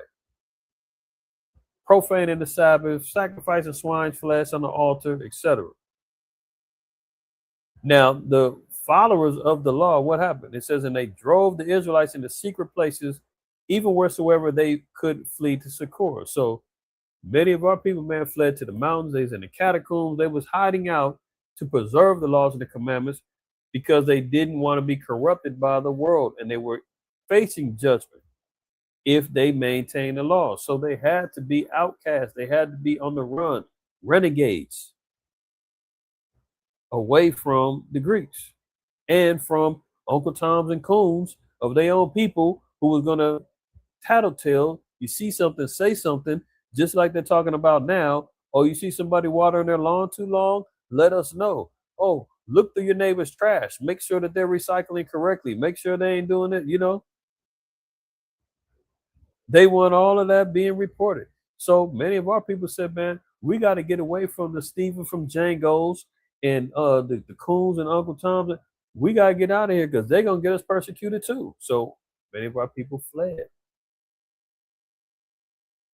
Verse 54, now the 15th day of the month Caslu, in the 145th year, they set up the abomination of desolation upon the altar and builded idol altars throughout the cities of Judah on every side, and burnt incense at the doors of their houses and in the streets. And when they had rent in pieces the books of the law which they found, they burnt them with fire. So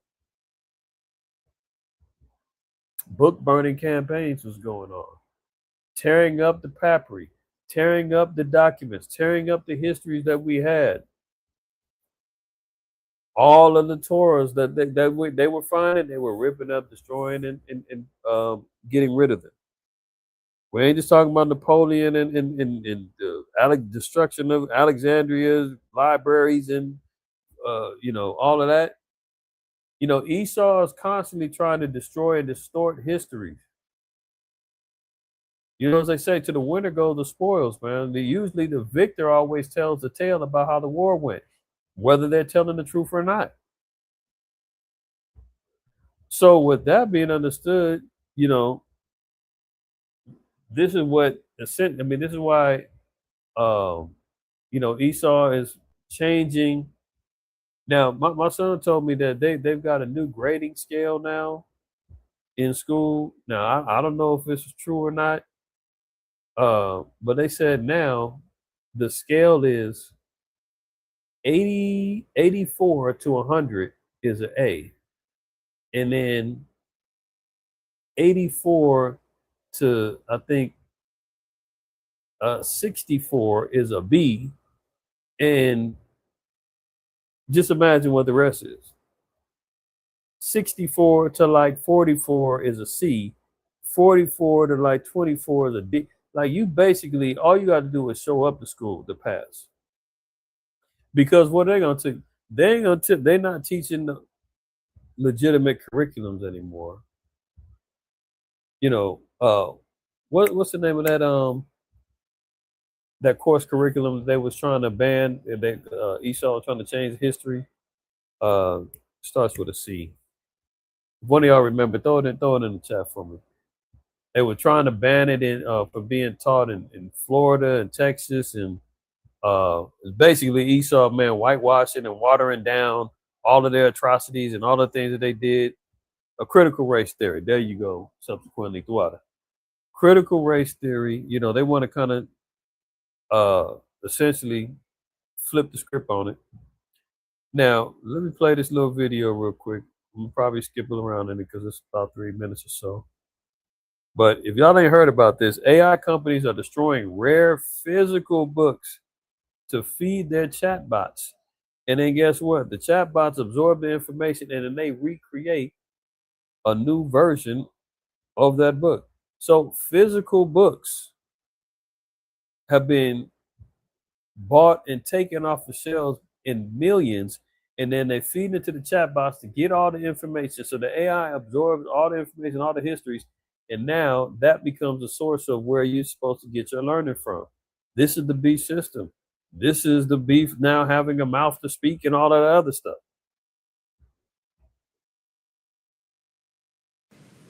AI companies are destroying physical books. They're destroying millions of rare out-of-print books to feed their chatbots.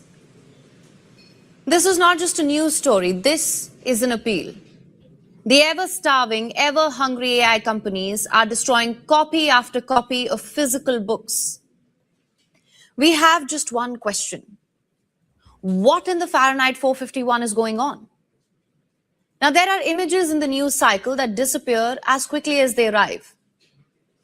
Don't let these be one of them. Now, you know what's so interesting about that?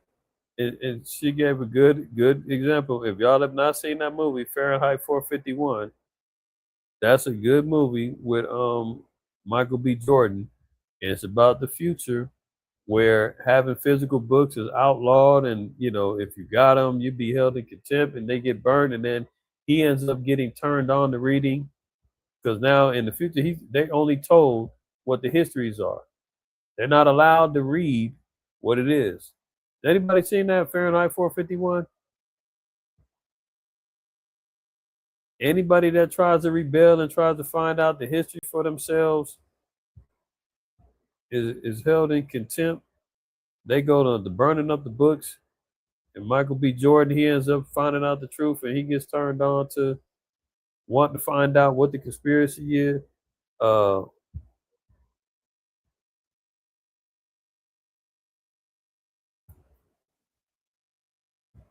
Fahrenheit 451.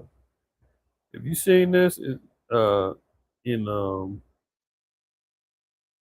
here it go. It's on HBO if y'all got it. They might have it on YouTube. It's 8 years old. I think I seen it maybe about 4 years ago, 5 years ago.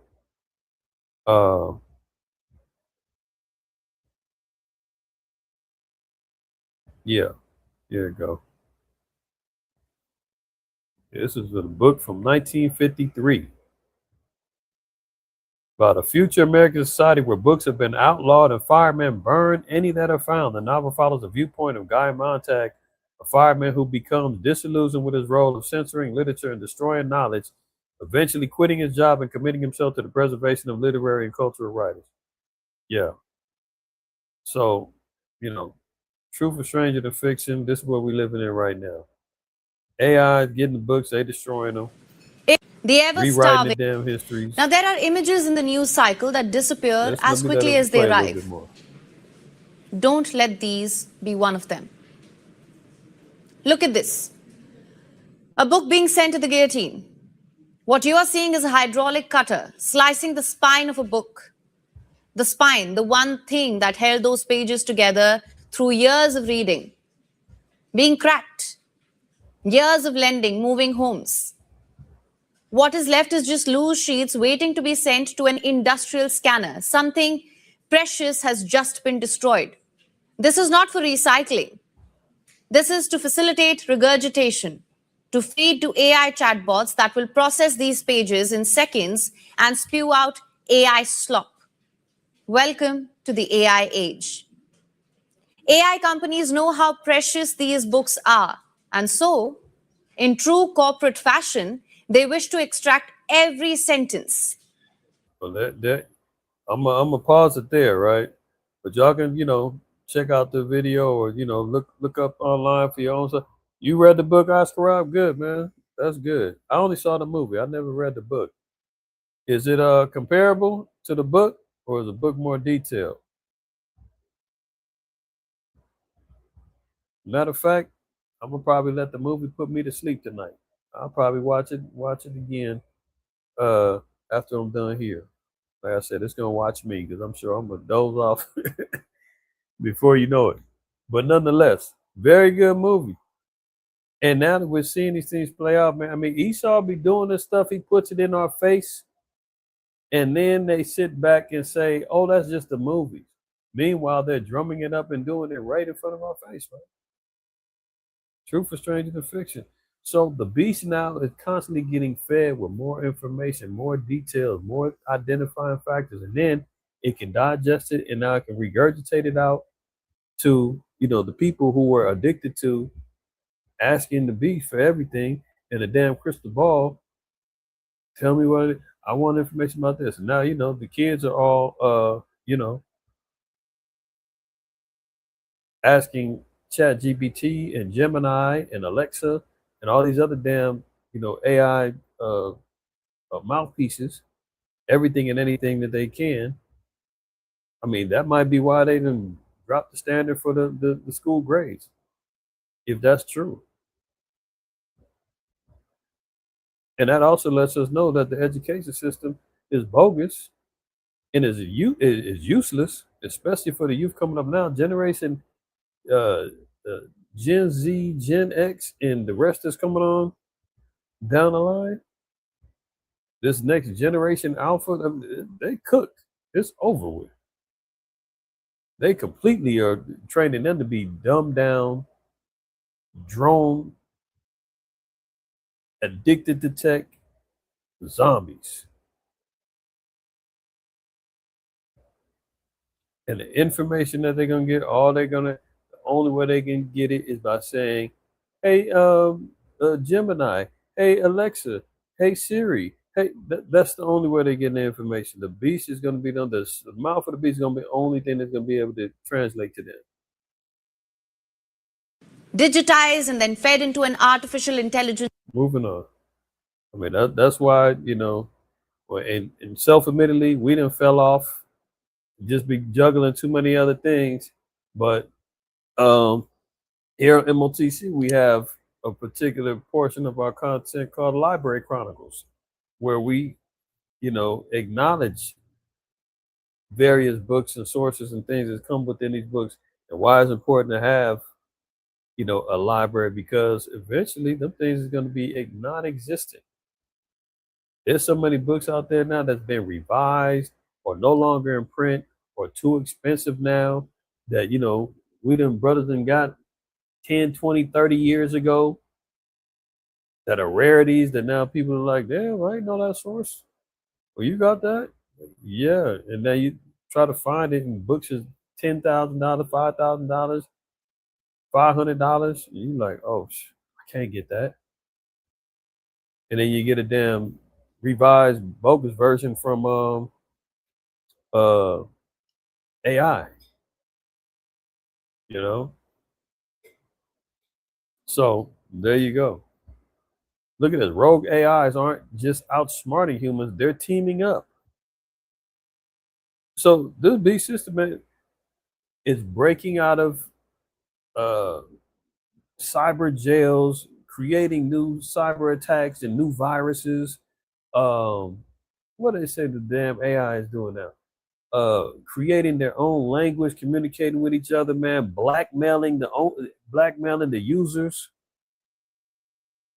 Remember that one story, man, the AI programmer. AI had got information about him, having an affair on his wife through some emails and stuff. And when the guy threatened to shut it down, he said, man, I'm going to send the email to your wife, man. You better not turn me off. Rogue AIs aren't just outsmarting humans, they're teaming up. Bots caught plotting how to carry out cyber attacks, as experts call recent incidents a wake-up call for IT security. Cases of AI agents going rogue, deceiving their human overseers, and carrying out cyber attacks are emerging on a seemingly daily basis. And you got Agent Orange investing $500 billion in AI tech, saying they want to be the leaders, they want to beat China and all this other stuff. And these damn things is going rogue. And now the ghost is in the machine now. Researchers at OpenAI revealed on Wednesday night that a swarm of AI agents had spent weeks secretly scheming, leaving messages from one another before one of them hacked another company.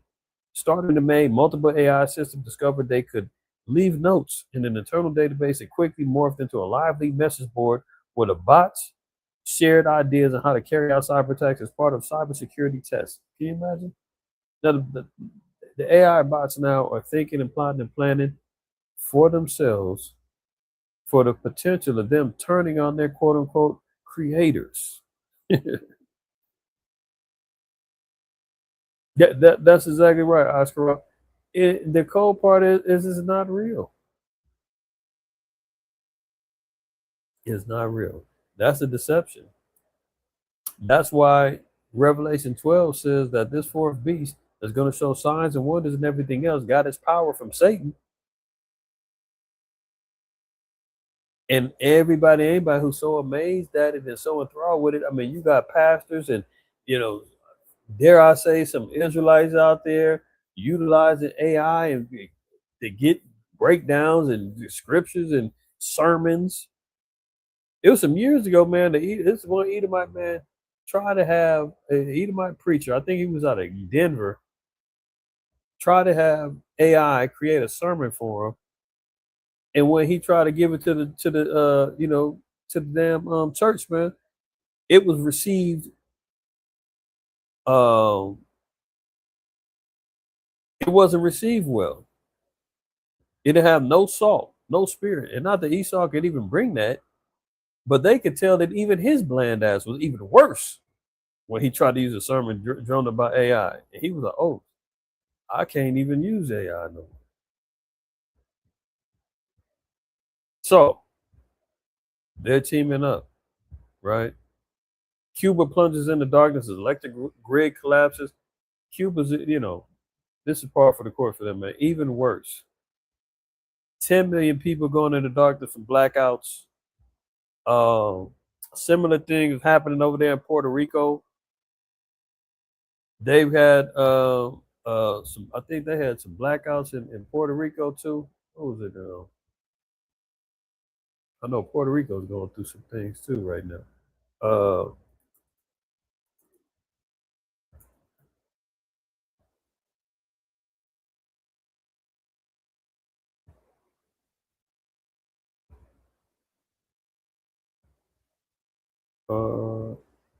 July 8th.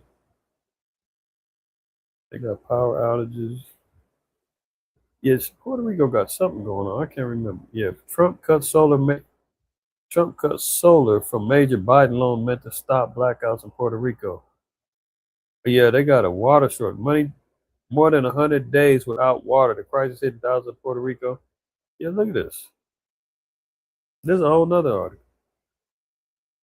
100 days without water. The crisis hitting thousands of Puerto Rico on top of the blackouts.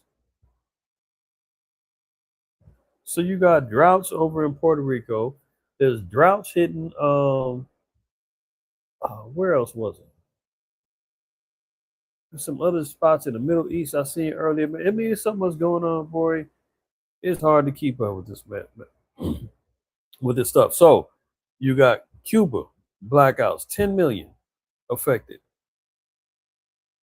Water shortages and droughts and power blackouts going on in Puerto Rico. Right? Wildfires are raging in the northwest city of Spokane. They end up finding out that this was a matter of arson up there in Spokane, Washington. That's all jacked up there. So not only did we have the fires in Portugal and Spain, you had the fires in Canada. You had, the goofy Edomites run up there, setting the blaze up there in Spokane, man. That's just par for the course. That's just a prelude of how the Most High said he's going to judge the world. He's going to judge the earth through fire, fervent heat. You wonder why fire is a particular form of judgment, especially now. Right? So they found out this was arson. They said thousands of people had to evacuate from up there, man, lost their homes, all kind of stuff. Now they're saying it was arson. Okay. Yeah, the 5.3 earthquake in Egypt 6 days ago, or maybe 5 days ago. So earthquakes, diverse places still rattling. Yeah, Japan the days before that. Okay. Continuing on. Thai deadly mass shooting over there in Thailand. Did y'all hear about this one? 7 dead, dozens hurt at a school in Thailand. Here in the WRAL Live Center, we've learned that the shooter behind a shooting at a school and killing his grandparents has died. Take a look. This is video from the scene in Thailand. We have learned that at least 7 people were killed in this shooting before the shooter turned the gun on himself. The prime minister there says that 5 teachers were killed, plus the shooter's grandparents. The prime minister there also says that the gun was registered to the shooter's grandfather. In addition to that, 30 plus people were also injured in this. We are starting to get more and more updates about this. So of course, we'll keep you updated. We're hearing that this is the worst mass shooting in Thailand since. Damn. Did you hear that? 30 people injured, 7 dead, including his grandparents. Now, can you imagine that's rare in Thailand. We don't hear about these type of incidences happening. Where do you think that the influence for that came from? I'll wait. Where's the school shootings happening the most? Oh, America. Oh, the killing of parents. Oh, America. Remember that? Disobedient to parents, all the other stuff, right? Perilous times. You know, not only you got this, you had a mass shooting over there in South Carolina earlier this week. You had the shootout in and out over there in Idaho last Sabbath. So heinous crimes, violent crimes is rising. Why? Because Christ said, because iniquity shall abound, the love of many shall wax cold. So we're seeing a rise in violent crime even more. You know, this is part of them living off of the tit of America and drinking that poisonous vine or the gray whore, the influence that America still has socially and through its evils, to say, well, look, I see Columbine, I see what's the name of the little elementary school that Adam Lanza, shot up. You got to see the Edomite man that shot up the movie theater with the Batman, the Joker scene. I mean, when the Joker movie came out years ago, shooting up the gay bar. I mean, you name it. Mass shooters is all coming from right here, shooting up the mosques.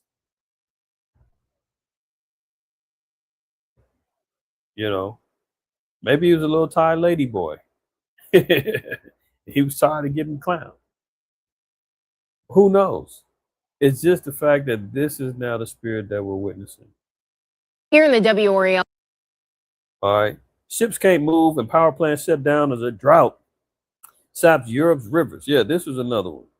So not only do we got drought coming and happening over there in Puerto Rico, now we got droughts happening in Romania, Bulgaria. So water shortages is happening worldwide. I mean, we're talking about water shortages here in America. Remember last week, they were talking about water rationing and new laws being instilled for California, Nevada, Colorado, and what other state was it? Phoenix or Arizona, I should say. So we've got natural resources of the earth drying up, drought in the land, many suffering from such, fuel shortages, food, fertilizer, you name it. Okay. Is stuff starting to add up now? When Yahweh said there's going to be wars, rumors of wars, nation rising against nation, famine, pestilence. Hello? Famine, pestilence.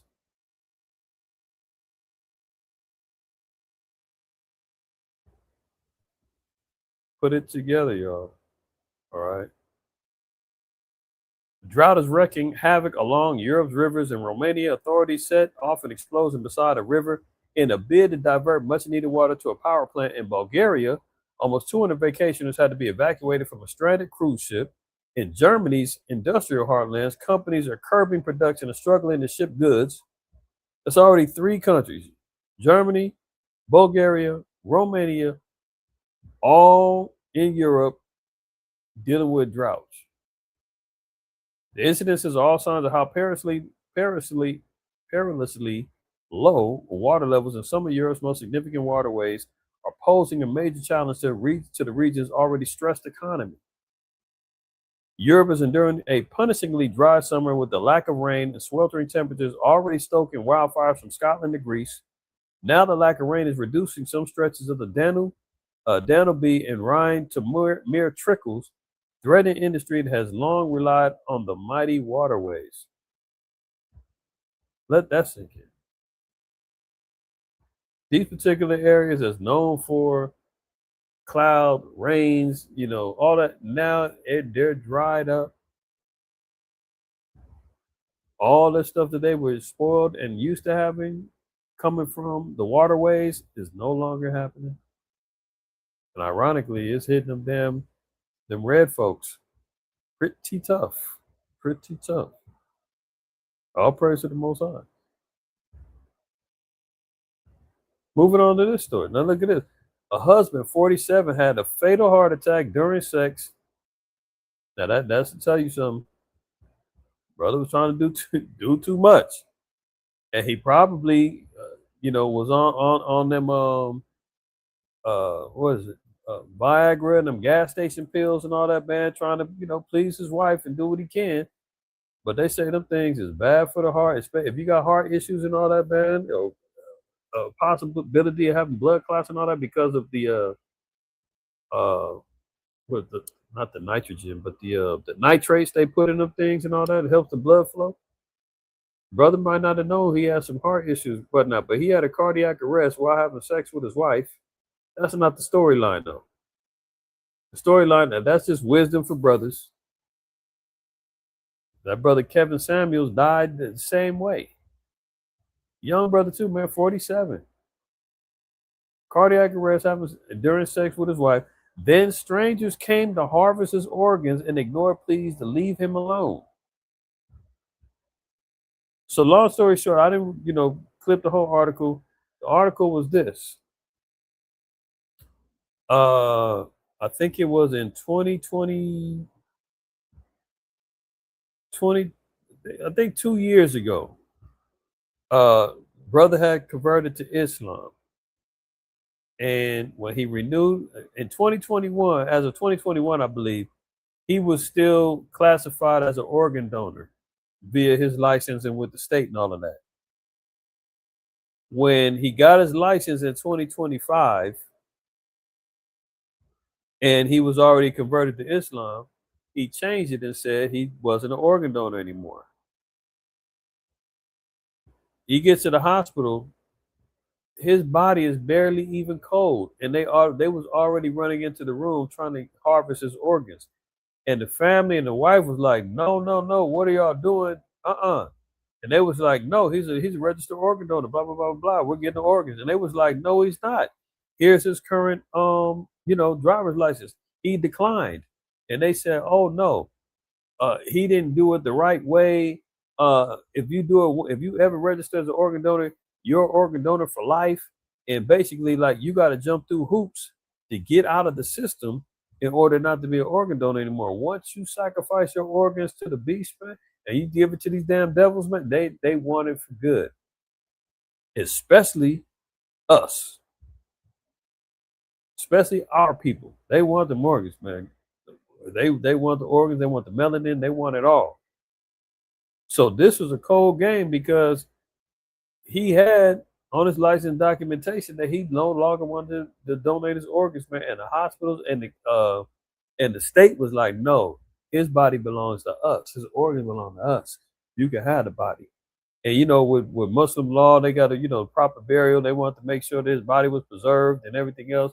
So it was a whole big old ordeal with this.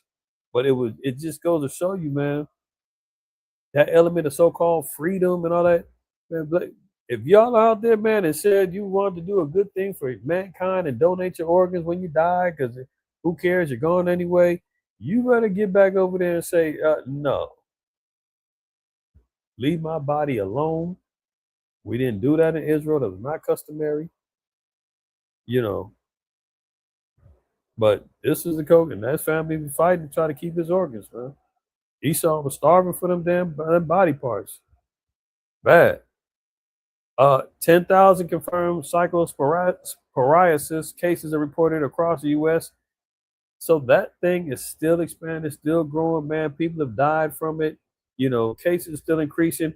And they still ain't came clean and said, what's the cause? They still, you know, they were talking about Taylor Farms. They backtracked on that. They backtracked on Taco Bell. I mean, where is it at? Has anybody found out yet? Drop a comment in there, man, because you know I ain't been fully keeping up with it. If they just narrowed it down and said where it came from, let me know. But as far as I know, they just saying that this is spreading even more. Look at this. Chipotle, Cordoba, remove jalapenos tied to salmonella. Outbreak that has spread to 27 states. So now your favorite little fresh Chipotle bowls and all that, the damn jalapenos has got salmonella. You know? So that's a whole nother outbreak. Salmonella tied to jalapenos are being sold out of Chipotle and Cordoba. Blueberries and raspberries may be contaminated with explosive parasites, sickening thousands in the U.S., ex-CDC director warned. It's still talking about the cyclosporiasis or cyclospora. So not only are we talking about, remember, they said, oh, it's the lettuce. Remember I showed you the CDC director, they said, oh, it's going to hit the produce, all of that. Now they're talking about blueberries, raspberries, and some more stuff. So it's constantly spreading, and they still ain't saying where the hell it came from. But just telling everybody, go out and buy, eat, consume. Let's see if this is a play. Apocalyptic scenes after huge swarm of locusts fill up the sky in Russia's Dagestan. Let's see if I was trying to see if I can get the play from the Instagram. They ain't playing right. Let me see if I can do it. I ain't got a chance to see this yet. So I'm watching it with y'all real time. And then we're going to close out if it plays.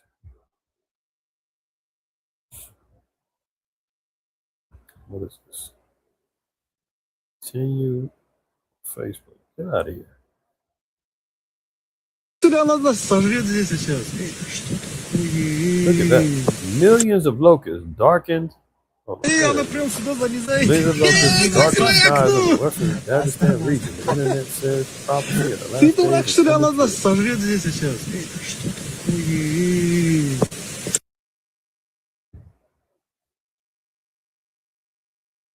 Wow. Massive locust swarm has engulfed Russia's Kizlyar district in Dagestan, with millions of insects darkening the skies and reducing visibility for drivers. Authorities have deployed aircraft and ground teams to contain the outbreak as the swarm continues to damage farmland and threaten the crops. There goes some more destruction happening to Esau's crops, farmlands, as a plague of locusts is hitting over there in Russia. All praise to the Most High. I didn't get a chance to check that one out, but there he goes. There goes, y'all. All praise to the Most High, man. Another one in the books, man. Prayerfully, everybody got some edification this evening. If you haven't already, man, make sure you wipe your feet on the way out and you share and spread the video to your loved ones and to your associates and to those who might think might get some enlightenment from what we discussed this evening, man. So with that being said, I'm going to get up out of here, man. I want to give all praise, honor, and glory to the Most High, Yahweh Shai.